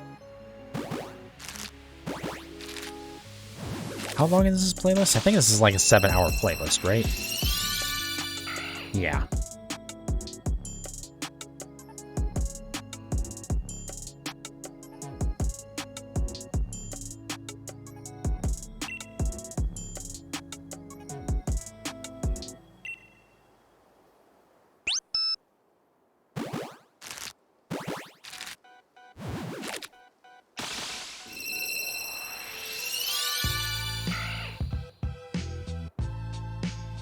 Not sure if this was 2 or 3. Might not have counted that one. Oh well. We'll know in a second. When I start moving and I only have 374.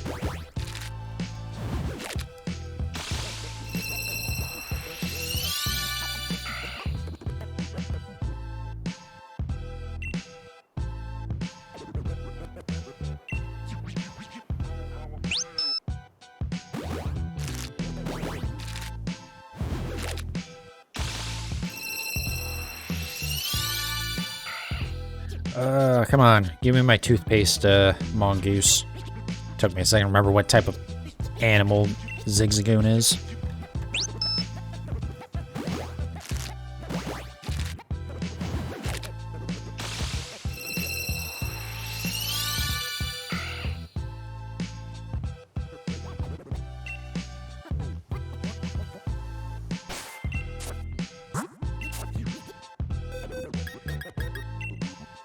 Alright,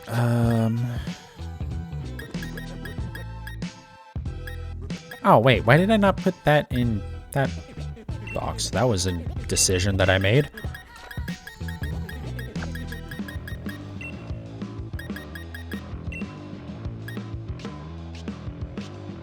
Oh, we have so many boxes of eggs still to hatch. That's the thing, I'm like looking at them, it's like, well, I still need to hatch like another 125 eggs. I only got really like about an hour to go before I kind of just do have to wrap up the stream, but also like, you know, realistically, once I have all my eggs, I don't really need to worry about it. So, because I'll knock through the rest of those in about an hour.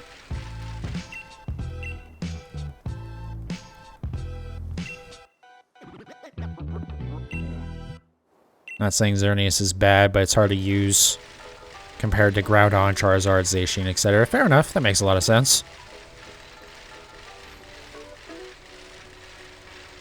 Yeah, it'll be really interesting. I wonder if we're going to be able to use Terrastalize stuff with legendaries. But yeah, just seeing how, like, how the Terrastalize stuff is going to shake up the meta again is going to be pretty interesting. Because, you know, as annoying as Dynamax could be at times for that stuff, you know, just having some variety there is probably pretty nice.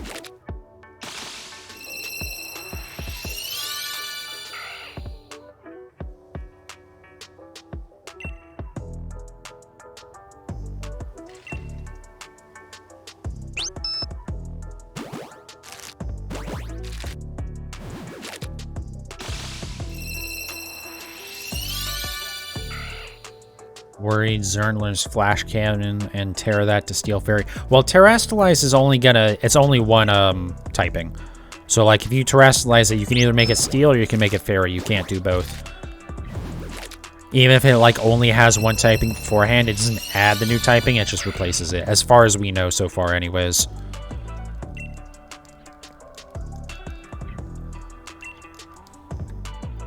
But yeah, I mean, that... I do wonder if we'll be able to do that, or if you might not be able to use Terrestrialize on Legendaries. Just because of things like that, where, you know, there's a lot of potential there. I mean, there's already a lot of dangerous potential with Terrestrialize, with, you know... What is it, you make, Shedinja a, ground type, and then you, give it an air balloon? Or something like that? I think that's the combo that you do. And that it's, the only things that can damage it are like weather or, you know, poison or things like that. Like, you won't be able to hit it with, actual moves.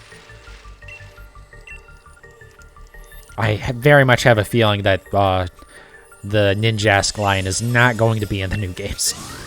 If there's not a national dex, they probably will not be in it, because boy, is that going to be broken. Or it'll be just like straight up banned from competitive. It's going to get the Chadot treatment. Won't really matter as much then.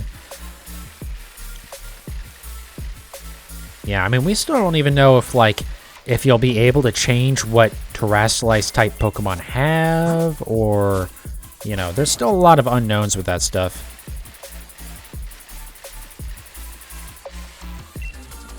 Terrazard to fire to give it more damage. Yeah, I mean, that's the thing, right? You basically, with the, if it's the same type as it already was, then you basically get double stab, which is gonna be pretty crazy.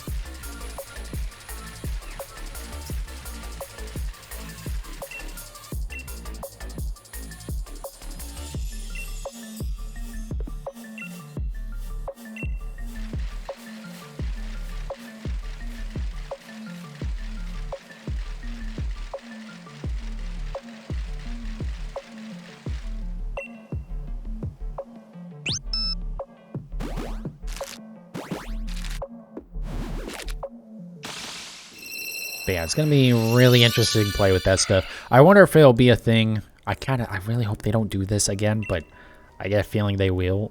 Is if, like, in the base game, you won't be able to change the Terrestrialize type, but then in, like, the first DLC, they'll add a way to do it. Kind of like they did with Isle of Armor, where you couldn't give a Pokemon, the, like, Gmax factor. So if it, you know, if it wasn't already able to Gmax, then it wouldn't be able to ever. But then in Isle of Armor, they added the Gmax soup, so you could just give it Gmax. I would hope they don't do that again. I hope that was just like a, you know, they didn't realize that maybe they should do that, so they made up for it in the first DLC. Especially because at that point it will feel kind of scummy, because it's like, really? You guys gave us the game and then still pulled stuff out again? Because at that point it will feel like they, you know, just held it back to give it back later.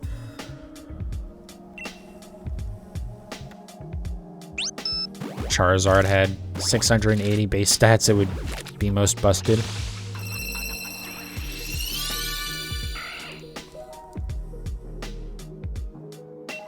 Yeah, I mean, it depends on the stat distribution, though. Because if it's just, like, just a straight buff across the board for its stats, then it's like, well, it'll help. It'll definitely be better, but it won't be as good as if it's, like, you know, specific with it.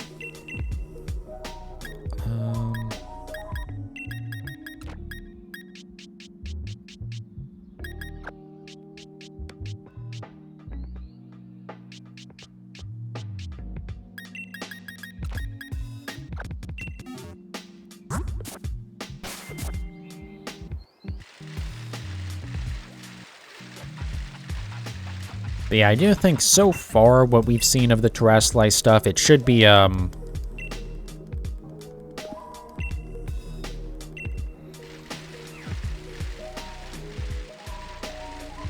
should be at least a little bit more, balanced than Dynamax could be at times. Granted, a lot of the complaints about Dynamaxing came very early in the games being out, and, like, a lot of that was just people not wanting to learn a new mechanic and just complaining about it, but there's definitely something to be said about how, I don't know, just being able to double your health and have, you know, perfect accuracy and stuff just like at a single button press was a little odd at times. For competitive anyways. If it was just scaled up. Okay, or if they did something where it's just like, you know, they put it, you know, a lot of into one stat or something. There's definitely ways where you can add base stats to a Pokemon and not help it a ton. It's hard to make, you can't really make a, well, I guess if it's a Pokemon that is like a very much pure special attacker and you just add attack stat, it could be bad just because it does more damage to itself from confusion at that point, but yeah, you're gonna have a hard time adding stats to a Pokemon and making it worse for the most part.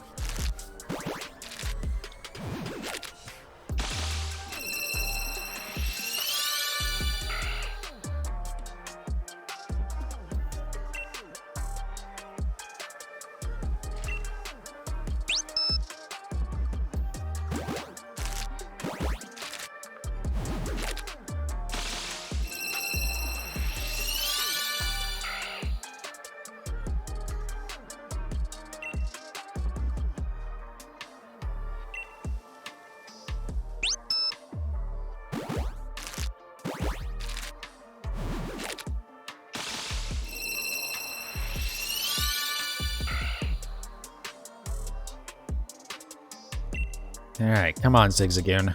I would really like to get this tonight if I'm going to do 300 eggs. I suppose it's still less than a 50% chance that I would get it in 300, though, so... like, any given 300.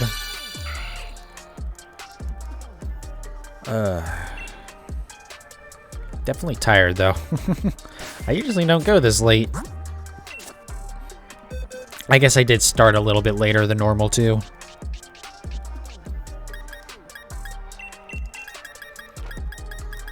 Alright, we can add like we have like 2 more sets of eggs to hatch here, and then it's going to start getting kind of where I have to think about how many I have left to collect. But then I can just start hatching stuff, so I'll start going a little bit faster.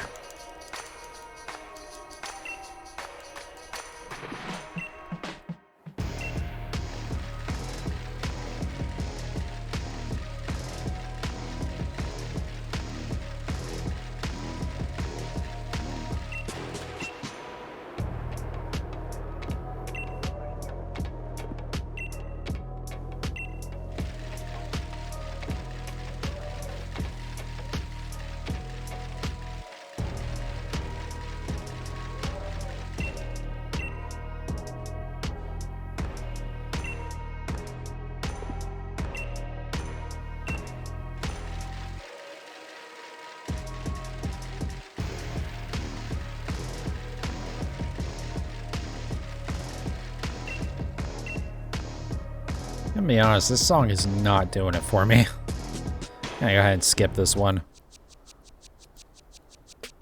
I don't know why that bass note just was like... I was not vibing with it. It's meh, yeah. Like, I can tell what they're trying to go for, but... eh. Granted, I haven't honestly been paying that much attention to the music tonight, but... I don't know, I just felt like that one was a little bit meh. A little mid. Is that what people say now?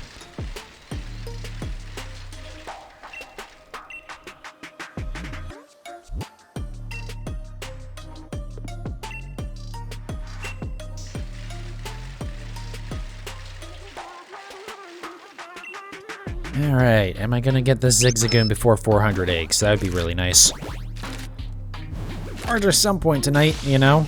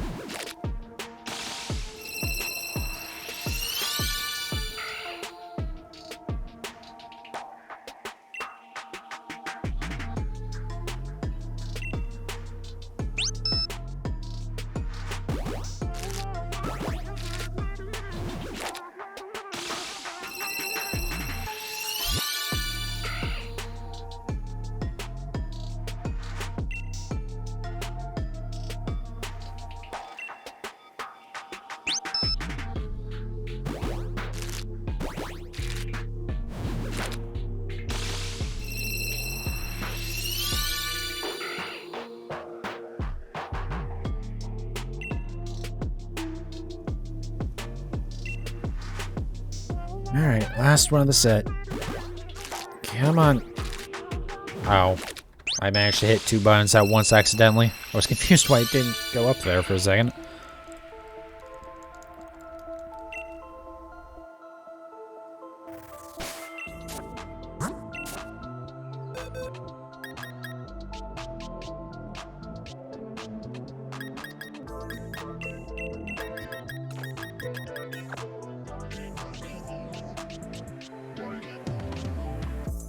Curious what new untold legendaries just 9th gen give us.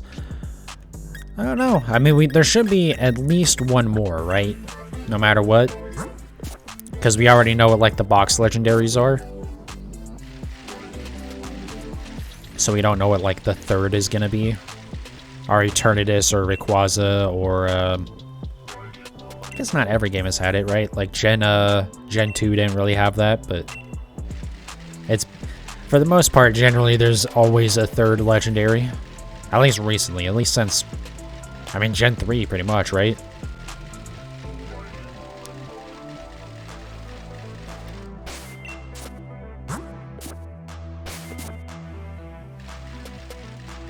Yeah, it'll be interesting. And it does seem like that, I don't know, there's that, like, Cyclizar or whatever, too, that's, like... Not a legendary, but like we're not sure if it evolves into the legendaries or what, because it kind of seems like it's going to be a more common Pokemon, but also we haven't seen any besides like the one that the trainer has. I don't think anyways. Plus like you have the legendaries that you ride on, but also the that's before you evolve that thing anyways, so like I don't know. That's going to be interesting to see how that plays out.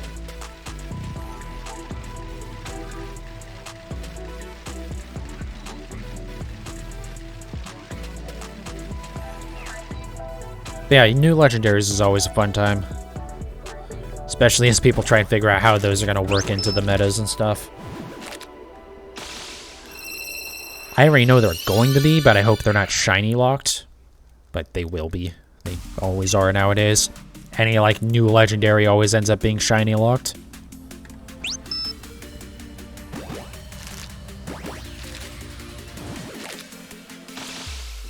So speaking of, I'm not gonna go look at Cerebi to figure out, but at some point here soon, I think maybe the 17th, if you live in the US, the Volcanion and Genesect will be available in GameStop.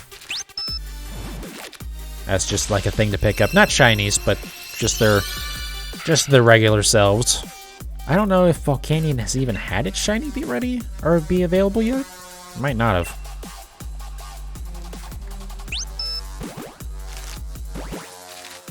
But yeah, if you didn't get those from like, get someone to send those to you from England or Europe or whatever it was limited to before. It hasn't been available shiny yet, I believe is what you're saying. It makes sense. I mean, some of those mythics, man, like even Victini and Keldeo, we haven't had shiny yet.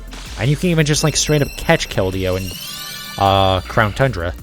And they still shiny locked it, even though pretty much every other legendary is not shiny locked. That's a returning legendary. I guess it's a mythic, but you know. Still, it's just a little weird.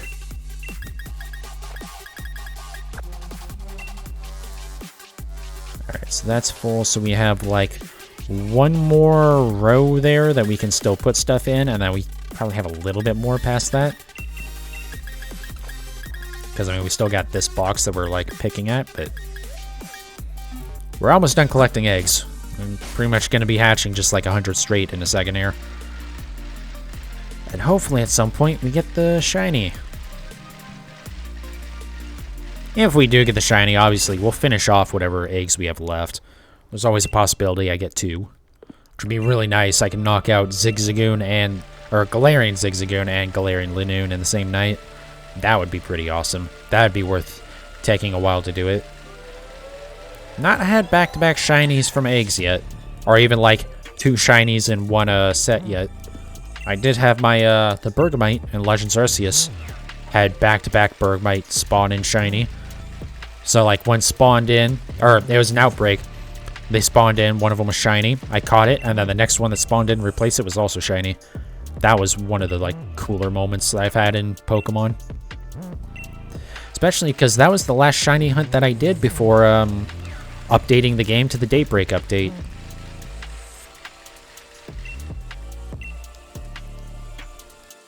Because that was the last one I was going to work on, because I was waiting to update to that, because since they changed how the outbreaks worked, and that you couldn't, like, reset them over and over, I wanted to get all the ones that I could done beforehand for Galarian forms, or Hisuian forms, rather, and then update, and then I could go get the Hisuian starter variants. Shiny locking Pokemon is scummy, yeah. It's... I get why they do it in some places. Stuff like, you know, like the gift starters. Not the one, you know, you can breed them later and get them shiny, but the ones that you're given will never be shiny. That I get, because they just want you to play the damn game instead of sit there for 100 hours, like people did with BDSP. But yeah, when, like, legendaries and stuff are shiny locked, like, oh, that sucks. What's up, Vivian? How did I get the exclusives? Do you mean the, like, Zacian and Zamazenta? Or, do you mean, like, the, whatever other exclusives? Which Pokemon specifically are you talking about, I guess I should say? I will say I do own, both Sword and Shield, so if that's what you're asking, that's how I got those. But for the most part, you can just trade for them on, like Pokemon Home and stuff.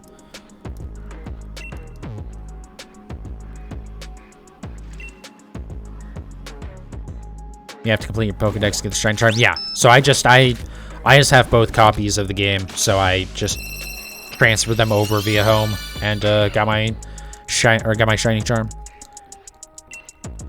But what you can do, I mean, besides like trading and try and find someone who will help you out with that, because you don't have to have them both on you at the same time, so you can just, if you don't really care about anything but the Shiny Charm, just swap, you know, find someone who'll trade you Zamazenta for Zacian or whatever. But also, if you want to, like, if you care about having both of them, which is kind of isn't a solution, but you can play through the game twice, basically, so you can, hold on a sec, let me show, where is it, there we go. So you can see up there I have two profiles. So you play through the game once, so you have your one, and then you play through it again, and you trade that legendary away to get the other one. So you can still have both of them. Again, you have to play through the games twice to do that, which is, I understand that kind of sucks. Not even kind of, like, especially if you're doing it back-to-back, that'll suck a lot, but it's basically going to be the way to do it.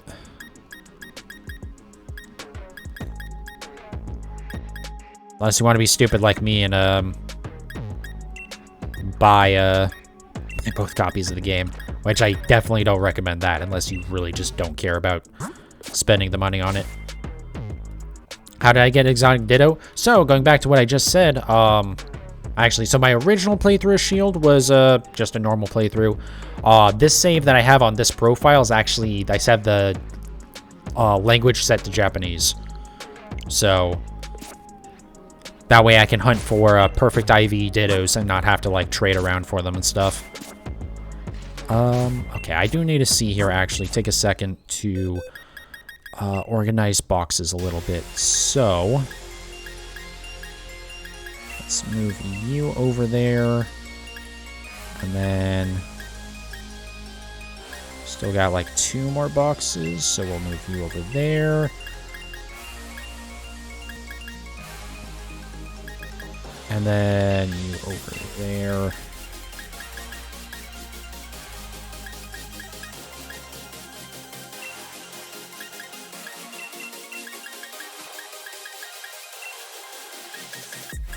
Because I just need to figure out how many more eggs do I need here before I before I don't need to collect anymore. Trying to catch level 5 Wooloo refuses to stay in the ball while having level 1. Oh, playing through the game again with the higher level Pokemon or whatever, yeah.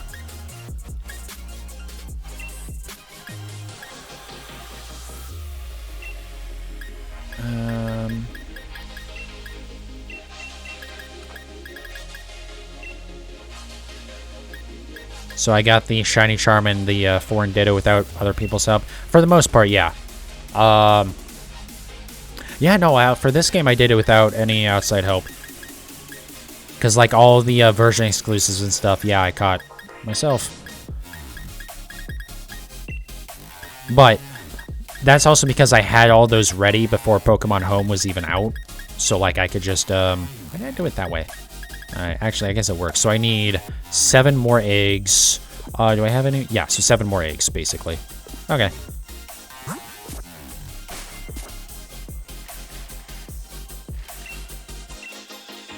So, like, I had caught, like, my, I think the biggest pains in the asses were, Excelgor and, Escavalier. The Gen 5 Pokemon where they, it's a trade evolution where you have to trade for the opposite one and then they both evolve. Because those you have to do, or I had to do in Dynamax, raids. And... it was only like a 1% chance in 5-star raids or something like that, and they were version exclusive. So it's like, I don't really want to hunt shiny Pokemon simply because I don't know if they're going to appear in Scarlet and Violet. That's fair. I mean, yeah, we don't know if there's going to be a national dex yet or not. One thing I will say is if you go to Cerebi, there is already a list of what Pokemon are confirmed to be in the games, because they've already been seen in-game. And if you use Pokemon Home, I mean, you can always store them there until a future time. Like, I know a lot of my shinies that I have are probably not going to be available in some game at some point.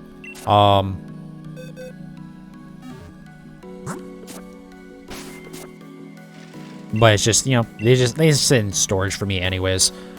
I'm not really as concerned about getting shinies to use them. I just like collecting them.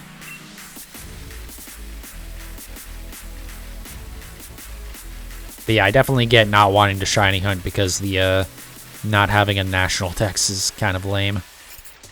Even as someone who wasn't too bothered by that, I can definitely see that being annoying.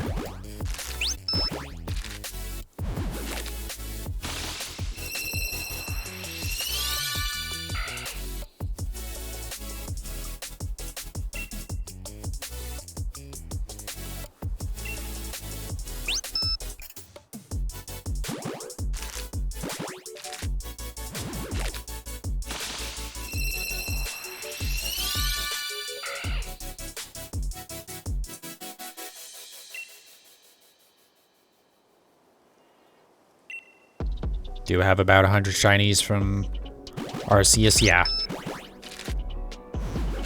Yeah, Arceus is fantastic for getting shinies. I got a whole bunch out of that game. I think probably 75% of the shinies I have are honestly from either Legends Arceus or from Pokemon Go. Community days are fantastic for that as well. In fact, actually, I was gonna say tomorrow, but it's 3 a.m. for me, so it's basically today is the Litwick community day. So there's like a 1 in 25 chance of any Litwick being shiny, and it basically is only gonna spawn Litwick for like 3 hours. Or the shiny odds are only during those 3 hours as well, but you know.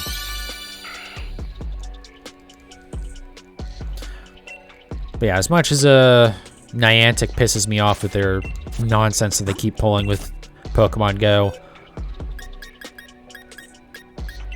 still pretty good shiny hunting. Alright, so...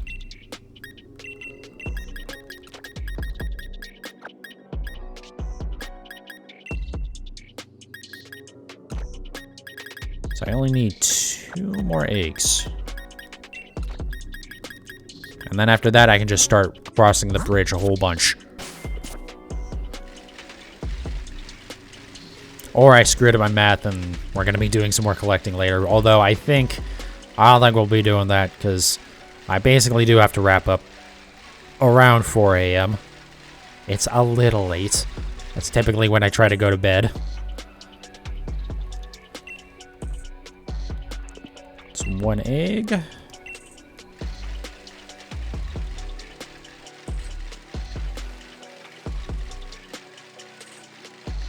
There's number 2. All right, I think we're all set for the night. So now we just need to hatch them.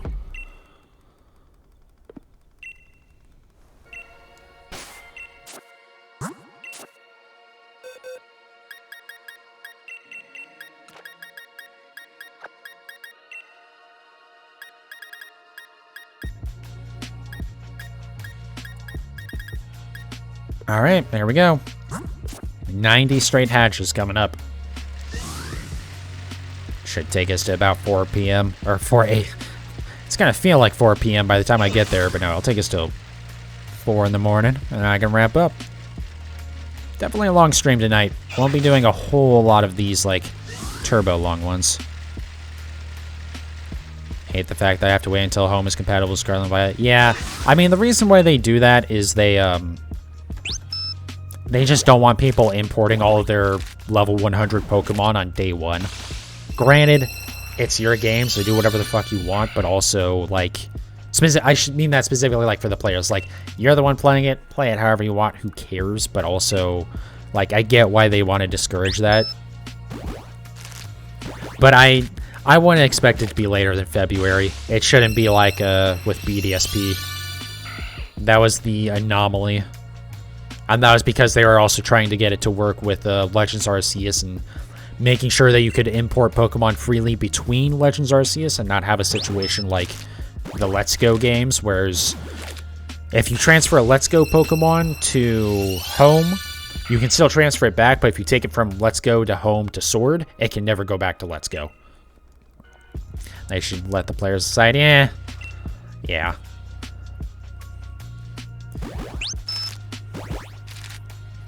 The only reason why I don't like it is just because it's it just makes it harder to get the shiny charm, which is the thing I guess I hadn't thought about until just now, actually, that like maybe it will take me a little bit before I can hunt for the Paldean forms. But again, that also depends on if we can even breed in the new games, because I mean, if they have a, you know, if it's like Legends Arceus where they're super common regardless, then like, the shiny charm helps in Legends Arceus, but it's not necessary.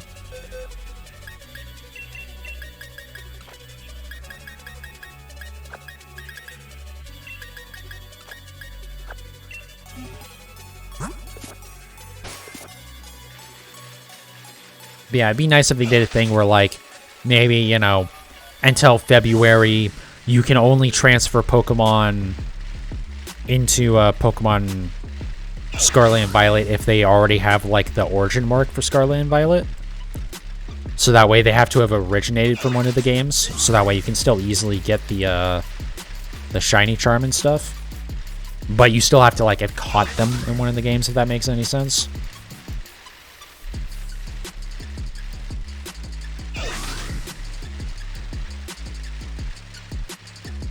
But yeah, I mean, overall, like, it's one of those things where it's like, it, you know, really doesn't affect anyone how someone else plays their game, so, like, just let people do it. That would make the most sense, but it's Game Freak. Game Freak's gonna Game Freak. It's one of those things where it's like, yeah, it's kind of stupid, but also no amount of complaining is gonna change their mind on that, so... Same with, like, shiny locking legendaries and stuff. It's stupid, it shouldn't be a thing, but that won't stop them.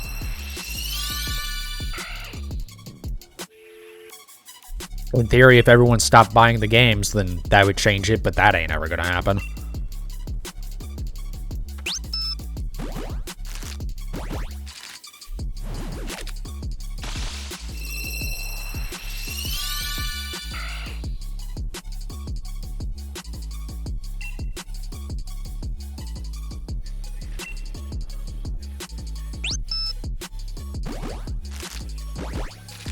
Alright, well, maybe I'll get lucky and the Weed Zigzagoon will be, my shiny. That'd be nice. Not really the right colors to be that. Jesus, I cannot speak tonight. It's late.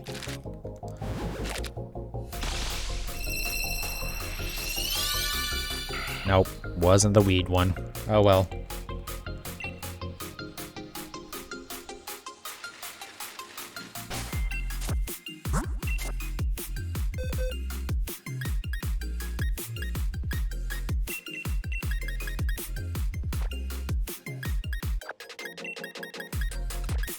don't dare hunt Arceus because you have to reset and reset. I've heard if you reset a lot, it will hurt your Switch. That sounds like made-up nonsense.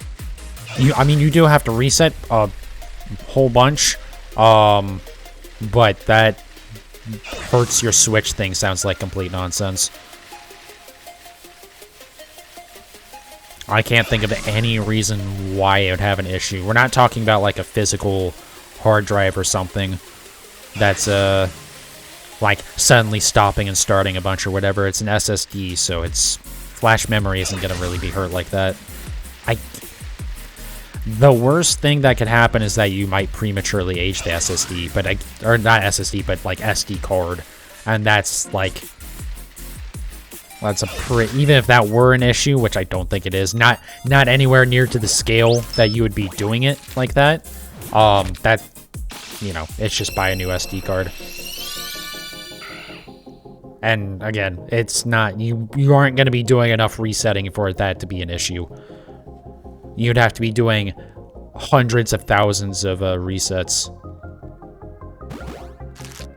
I don't want to connect my Switch to the screen in this case. If you mean like handheld mode, that shouldn't make a difference. The only other, like, and this is a weird possible thing, would be that, like, the fan in the Switch might, like, not, like, spinning up and slowing down because of the resets, but honestly, it shouldn't. If you're doing a lot of resetting, it shouldn't be getting hot enough for this fan to even spit up to begin with. But yeah, I don't see any reason at all why resetting should be hurting your Switch. Shiny locking and possible transfer Pokemon is only making, yeah, the hacking stuff is only going to be worse when you can't transfer. Hell, that's how I had to that's how I got my Shiny Charm in BDSP, because you can't transfer over Spinda. And I got sick of trying to look for it, because the developers for BDSP don't know what the hell they're doing, and they fucked up Spinda, so you can't transfer it into or out of home with the Gen 4 remakes.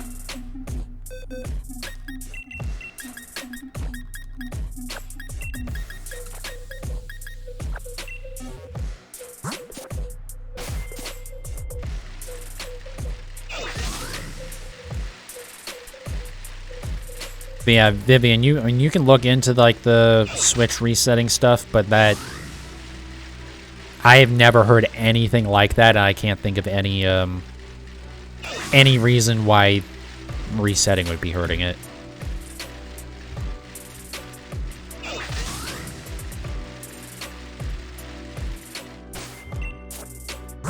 Because even something like,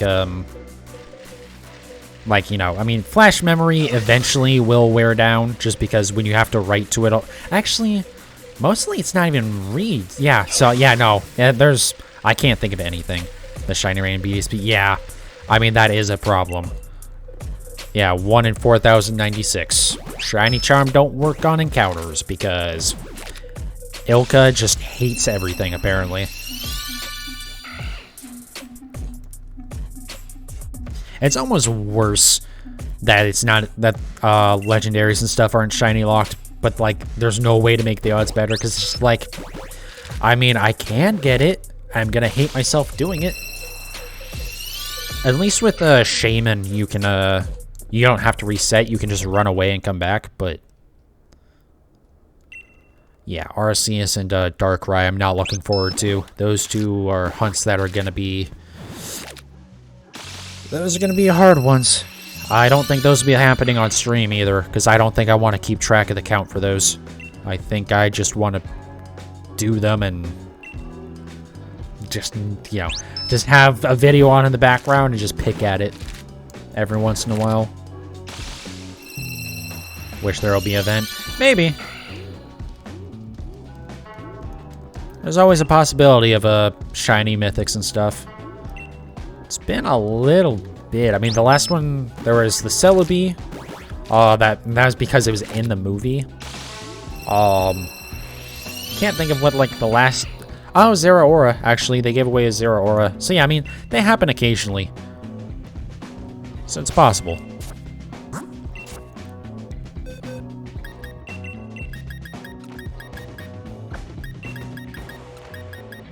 But then again, there's also stuff like Victini, Keldeo, Meloetta, stuff that has, you know, as mythics that have never been available shiny in any way. They've been shiny locked and they've never been given away as shinies. It's still so weird that Keldeo is shiny locked in Sword and Shield, when like everything else that's like a returning Pokemon that you can catch is not. Seems like it would have been a good opportunity to just allow that, because I mean they you know, again, stuff like Victini and stuff, so they have the backlog of mythics that still need shinies put out. It's just like, get that one out of the way.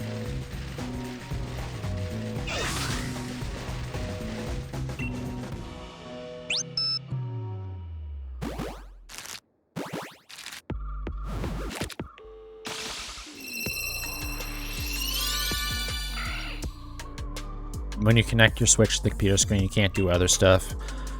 I mean, you could listen to music. You just have to load it up on your computer and then swap the screen over. I just have your headphones plugged in. I guess if you have your headphones plugged in through the screen, actually, never mind.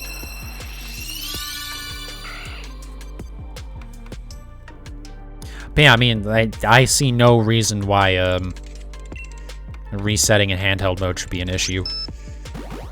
I can't, like, you know, I'm not an electrical engineer. I don't work for Nintendo. I can't 100% guarantee that, but nothing that I know of in my experience or in anything that I've read would indicate that would be an issue.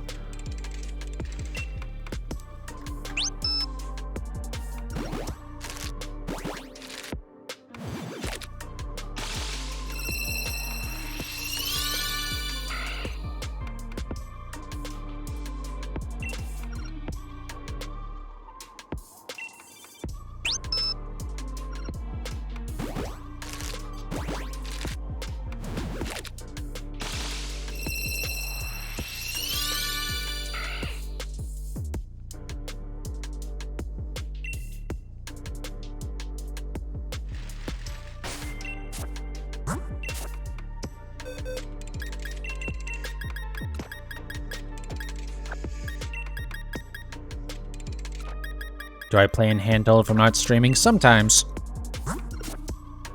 It just depends on what I'm doing at the moment. Oops, I forgot to count one of those.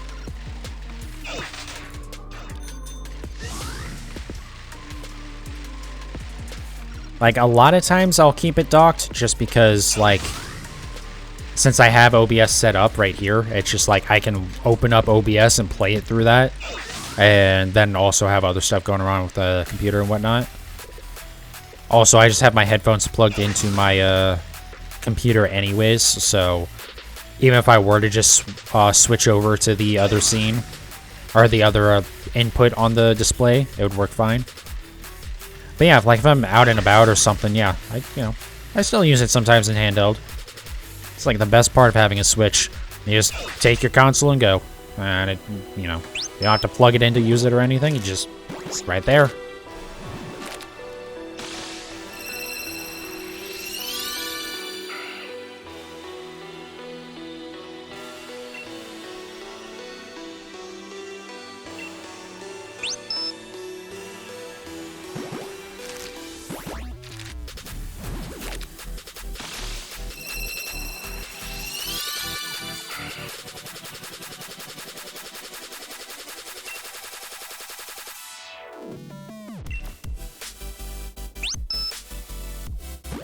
God, I'm really not going to get this Zigzagoon tonight, am I? Oh, this is going to be another long hunt. Aww. I was really hoping I would have some good luck after that, after Corsola, but it's starting to look like no. Yeah, I think there's going to be a lot of off-stream hunts happening in my future. Oh, I just want to have all my Galarian forms before the new games come out. Come on, please. Be nice, Pokemon.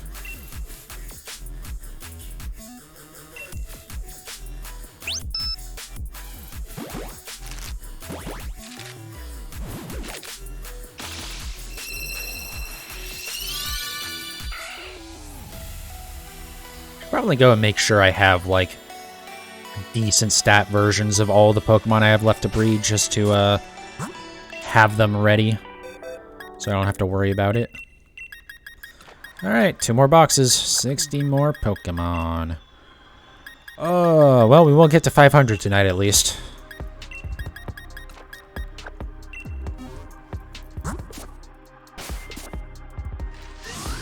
Oh, actually, we're going to wrap up right before 4 a.m. as well.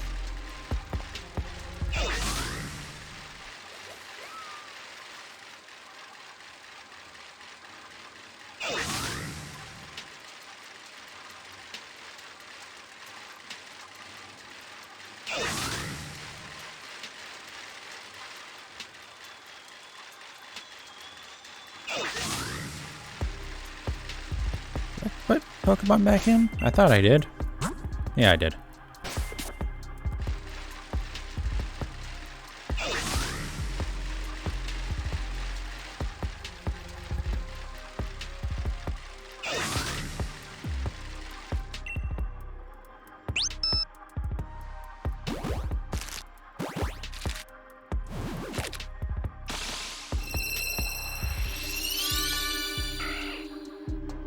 Definitely a good thing I'm wrapping up soon. I'm about at the point where I have to go grab another something to drink. I should be good until the end of the stream though, so I don't even have to take a break tonight. That's actually, yeah, usually I have to like take a break at some point here. That's been good. Minus the lack of a shiny, but even then, you know, 300 eggs, it's still like less than a 50% chance to get a shiny in 300 eggs. So it's not too unusual. Just, you know, was hoping for some better luck. We still got almost 50 or more than 50 eggs left, so it's not ruled out yet. Anything could happen here. I mean, I did get a Meryl and 9 eggs. Oh, 9, or was it even less? It was single digits. So like, I've been all over the place with my shiny hunts over the last year or so. When was that? That must have been... I mean, yeah, Meryl was right about a year ago.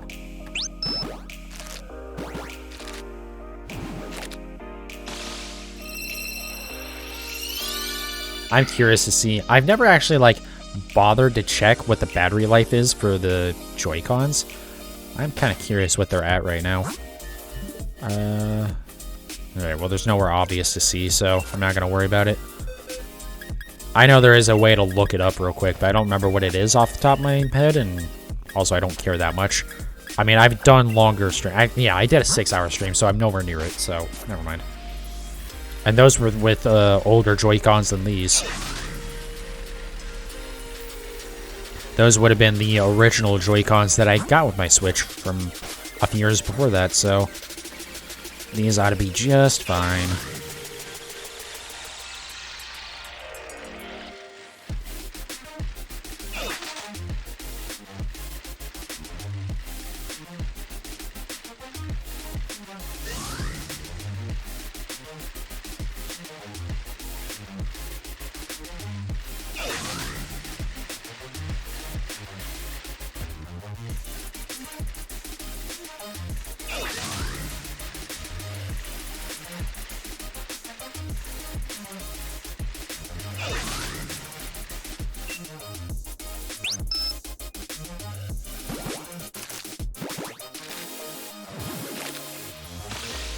I really need to remove some of those pop-ups if I'm not going to update them before the new games come out. I need to remember to go in and actually like make some of that new info card stuff before the new games come out. Just have some of it ready. Specifically the ones that I know I'm not going to update before then. Stuff like, you know, schedule and, you know, following on YouTube and Twitch and stuff. I still need to figure out how I want to do it for the like living decks will be fine. The shiny decks, I have to figure out how I want to do those, because like all the others I can just like animate them, or I want to make them like have a, you know, basically, you know, rainbow color shift on them, so kind of animated. And those will be easy, but with the ones that I have to change a lot, those are going to be more difficult, so I'm not quite sure on that yet.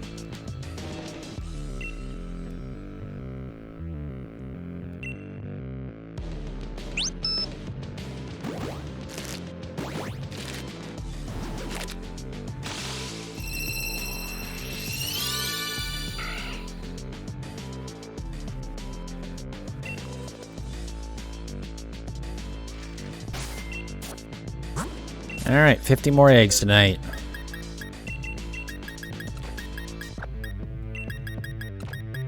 Come on, Zigzagoon. Give me a little bit of love here. Really use it. I think at this point, honestly, I am kind of tired. If I hatch this, I probably won't finish the rest of the eggs. I might just do that off stream. It's a little late.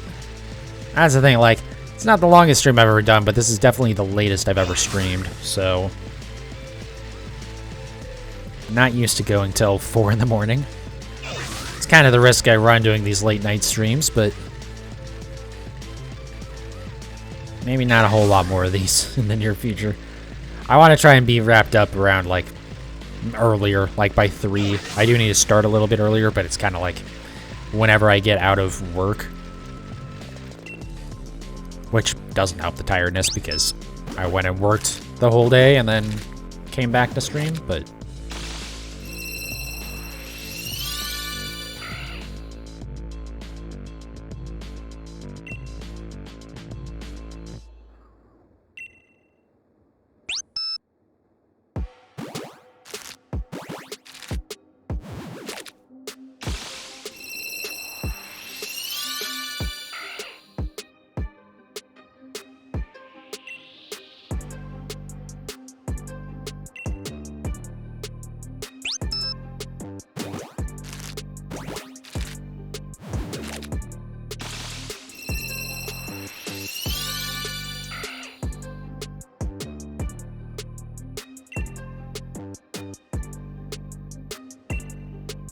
Come on.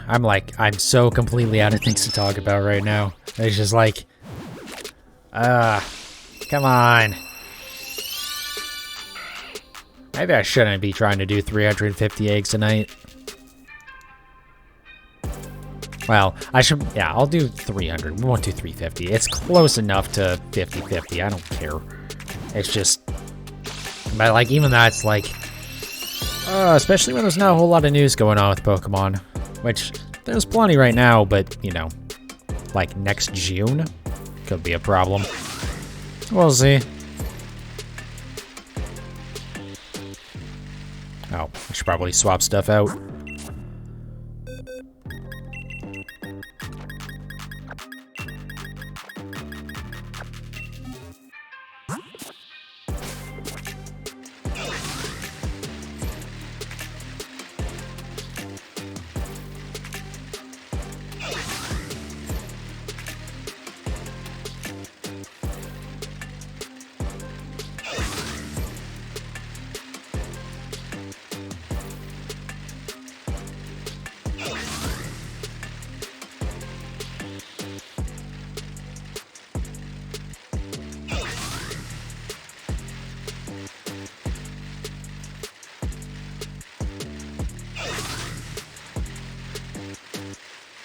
Put them back into the party, right? We'll check at the end of the bridge again. Oh, there we go. Never mind. Answer my own question.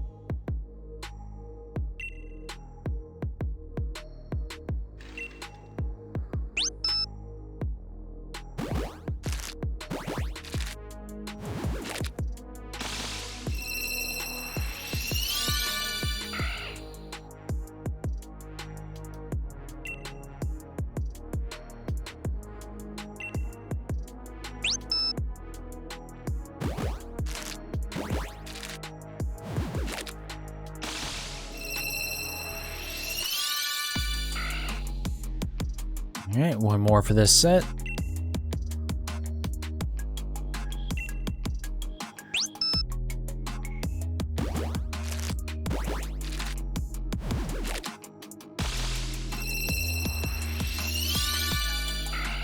Alright, 40 more eggs. Just touch over one more box. Oops. Hit the right bumper a little bit too early there.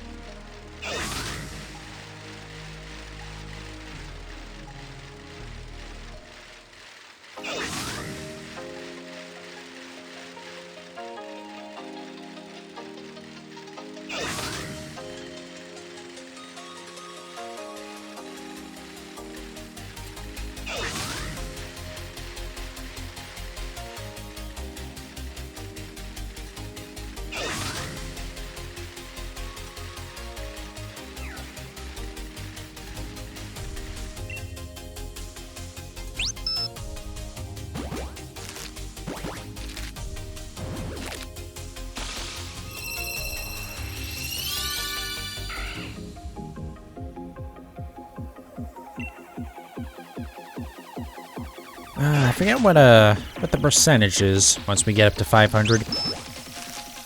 Should be like low 60s, I think. Like 61, 62. Just thinking it's going up by like 0.08 each time. So yeah, like maybe 61. But anyways, that percentage, for anyone that's wondering, 3 hours in, is that's how likely it is after this many eggs that I should have seen a shiny. So after 463 eggs, there's a 59.55% chance that at least one of them would have been shiny.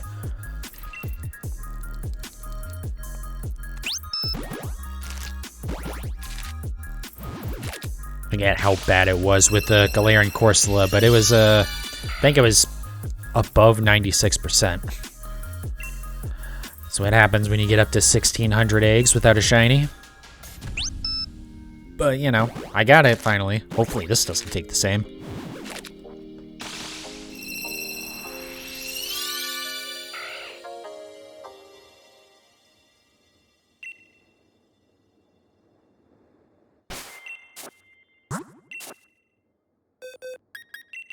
Alright, last 5 of this box. And we got one more box.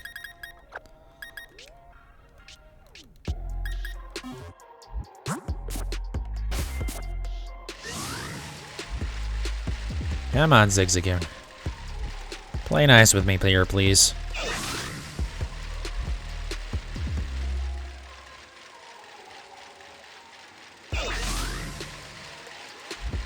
I think as long as I have it by the end of the weekend, I'm still in good shape, but like...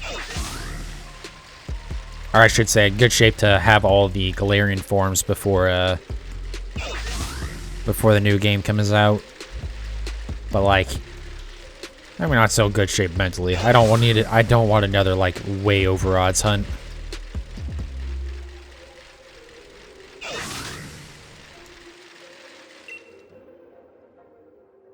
I know it's gonna happen again at some point. I just don't need it to happen back to back. Please.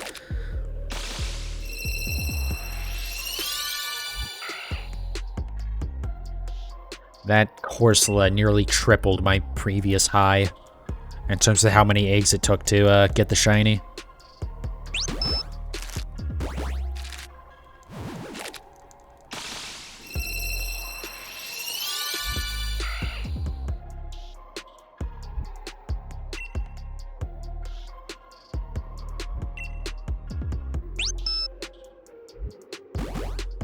Next egg should put us over 60%.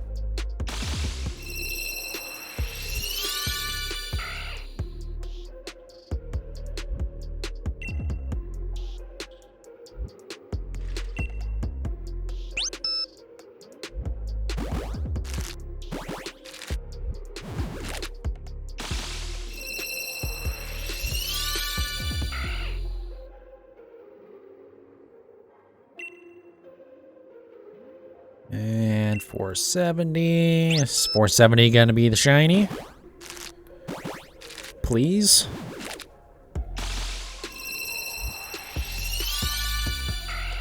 Man, I'm not looking forward to do those full odds hunts. the Shaman, the Arceus, the Darkrai, the rest of the Reggies. Alright, well, last box, 30 more eggs.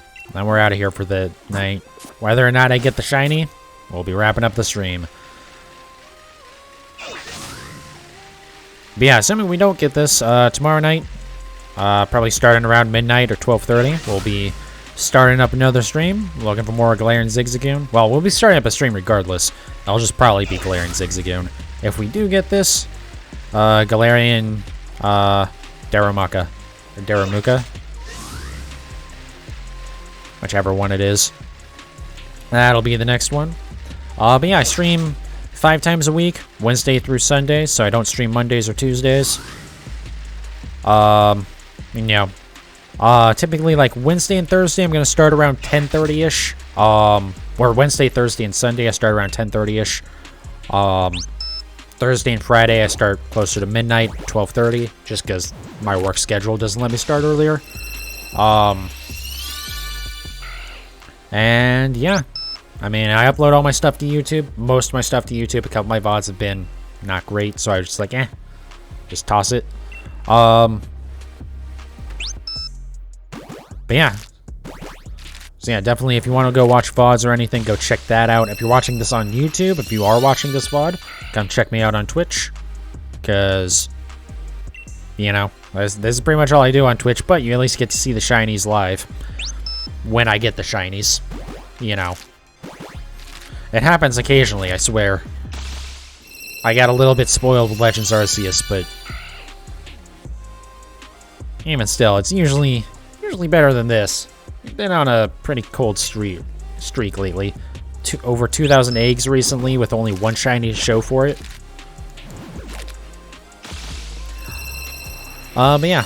And for some reason you're watching the VOD on Twitch, well, congrats on watching it in the 7 days that it's up, because even though it's supposed to be 14 days, Twitch only gives me 7. Oh, whoops, I overcounted. Let's hatch this last one. There we go. I don't know if that was like a recent change and they just haven't corrected their page or whatever, but yeah, also the, I mean, it just, the Twitch player isn't as good as YouTube. I can upload the YouTube recordings in higher quality, because I do record at a slightly higher quality than I stream at. That's just the reality of how streaming works right now.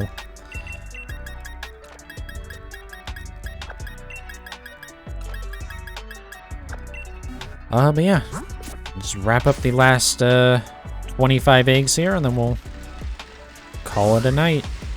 God, I'd be so happy if I got a shiny in the next 25. It's not too crazy, right? It is, what, like a 5% chance? It's not quite that, but it's somewhere in the ballpark of that.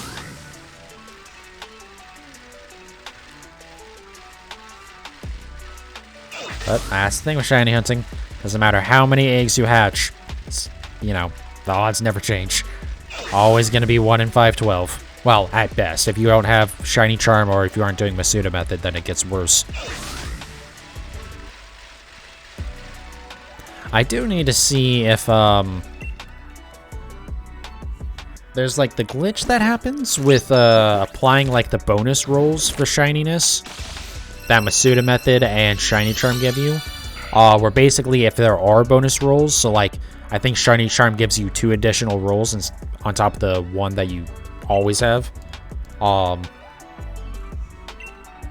I need to see if that glitch that removes the original roll, if there's any bonus rolls. I need to see if that applies to encounters as well, or if that's only for, it must be, no, yeah, it must be only for breeding.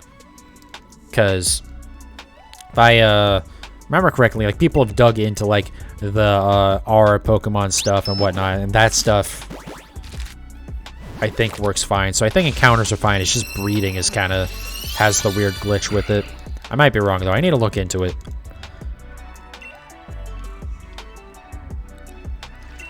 Basically, it's just the difference between encounters being 1 in 1366 without anything, you know, the brilliant and all that stuff affecting it. Or, it's either going to be 1 in 1366 or it's going to be, like, 1 in 2048. It's not a huge difference considering the scale that you're already at, but I mean, it is like... Actually, I guess it is a 50% increase, so... Not desirable.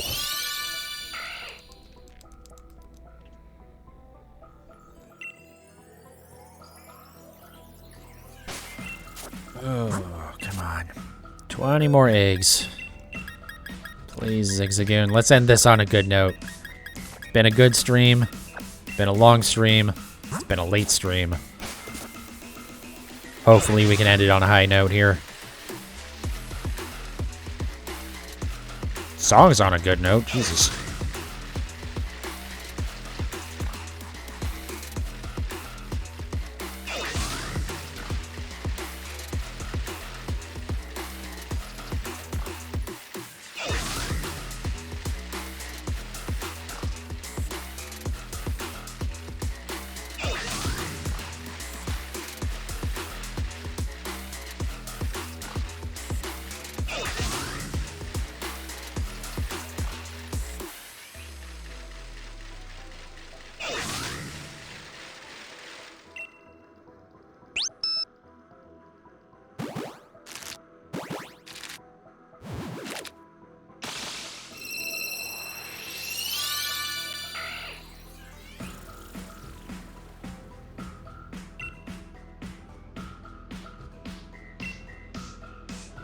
Alright, 482.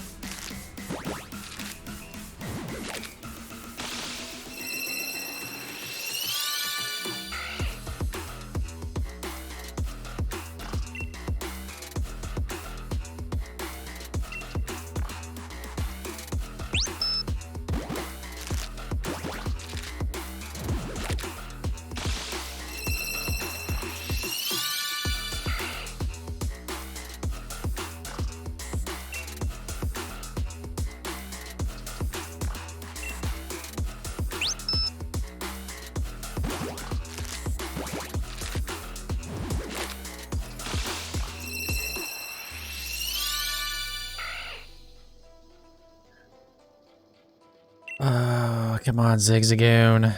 You're supposed to be better than Corsola. I will say it, I'm not necessarily about Galarian Corsola, but I think normal Corsola is a pretty... Well, I know it's not a good Pokemon in terms of like usage, but I like Corsola. It's good shiny. It's a very unique Pokemon. Granted, I'm a Gen 2 kid, so I'm obviously going to be biased towards the Gen 2 Pokemon. Kind of like how I am with Chinchou. But, I think Corsola's better than Zigzagoon. There, I said it. Now I'm never getting this fucking shiny.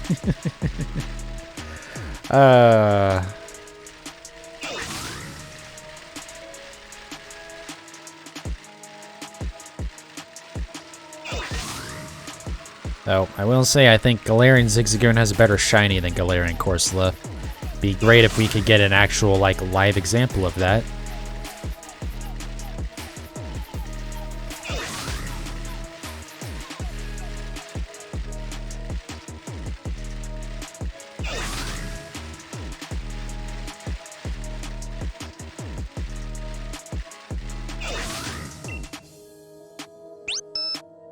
Oh, come on. I only got 2 more sets of Pokemon after this.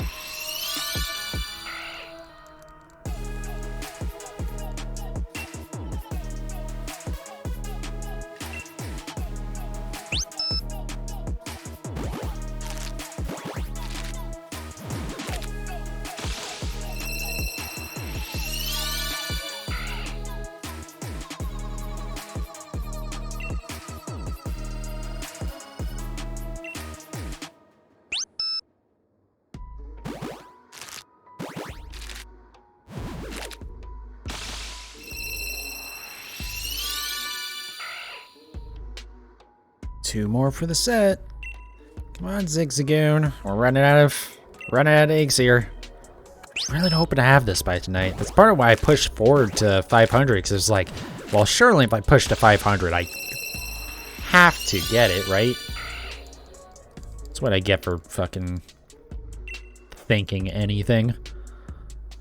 I immediately jinxed it. Watch this one take even longer than Corsola. Oh. If this one takes even longer than Corsola, I don't think we're getting all the Galarian forms before the new games come out anyways. I don't know if I would be able to do it. I mean, even if I go crazy with this, I'm not going to have...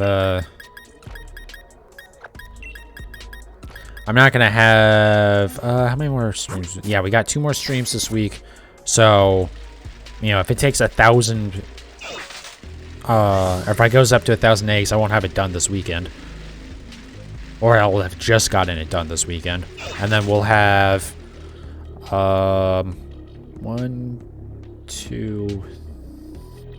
3, 4 more weeks of streams to get like, I guess it's only 3 more, and then the rest, yeah, the rest I can kind of do off stream because I've already hunted them on stream, or I've gotten at least one of them on stream.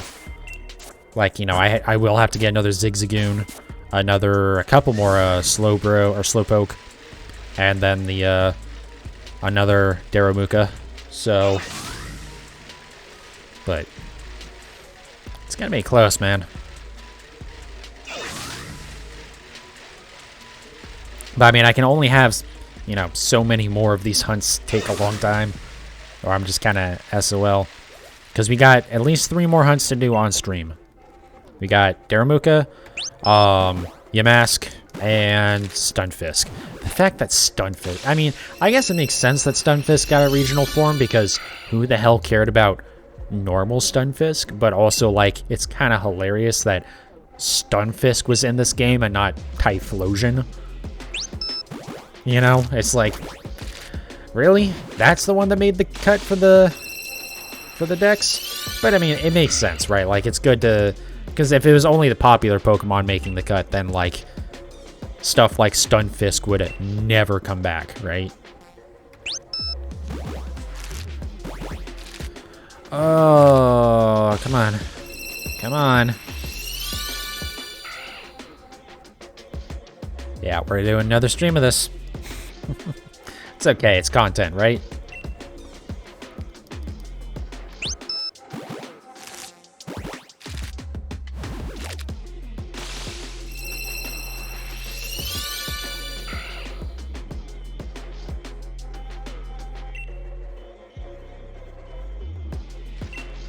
Alright. Oops. Setting keys again. One more set if this ain't it. We got 5 more Pokemon after this, or 5 more eggs after this. 5 more attempts before we call it a night. A very late night. In fact, some might even call it an early morning.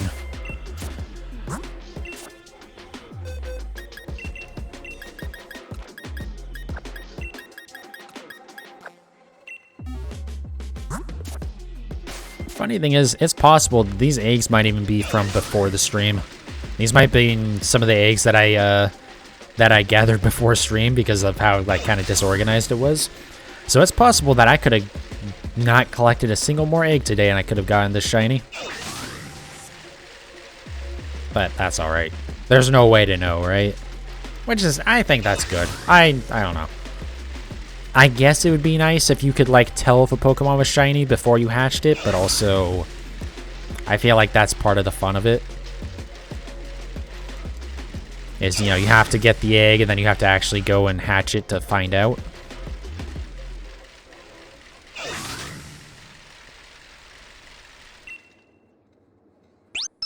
I just feel like knowing the shininess beforehand would just take something out of it.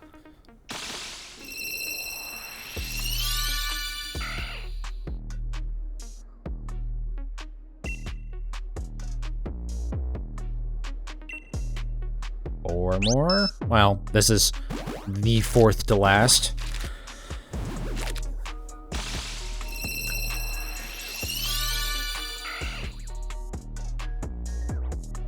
Three more.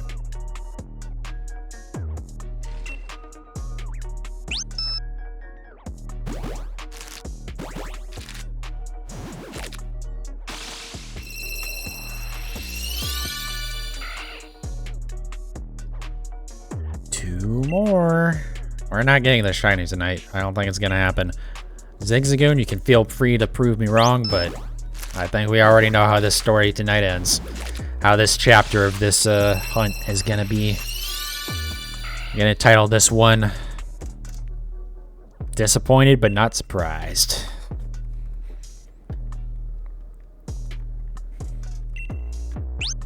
Last one. Come on, Zigzagoon. Please. Just land it right on number 500. That would be so just perfect. Just such a perfect way to end the stream.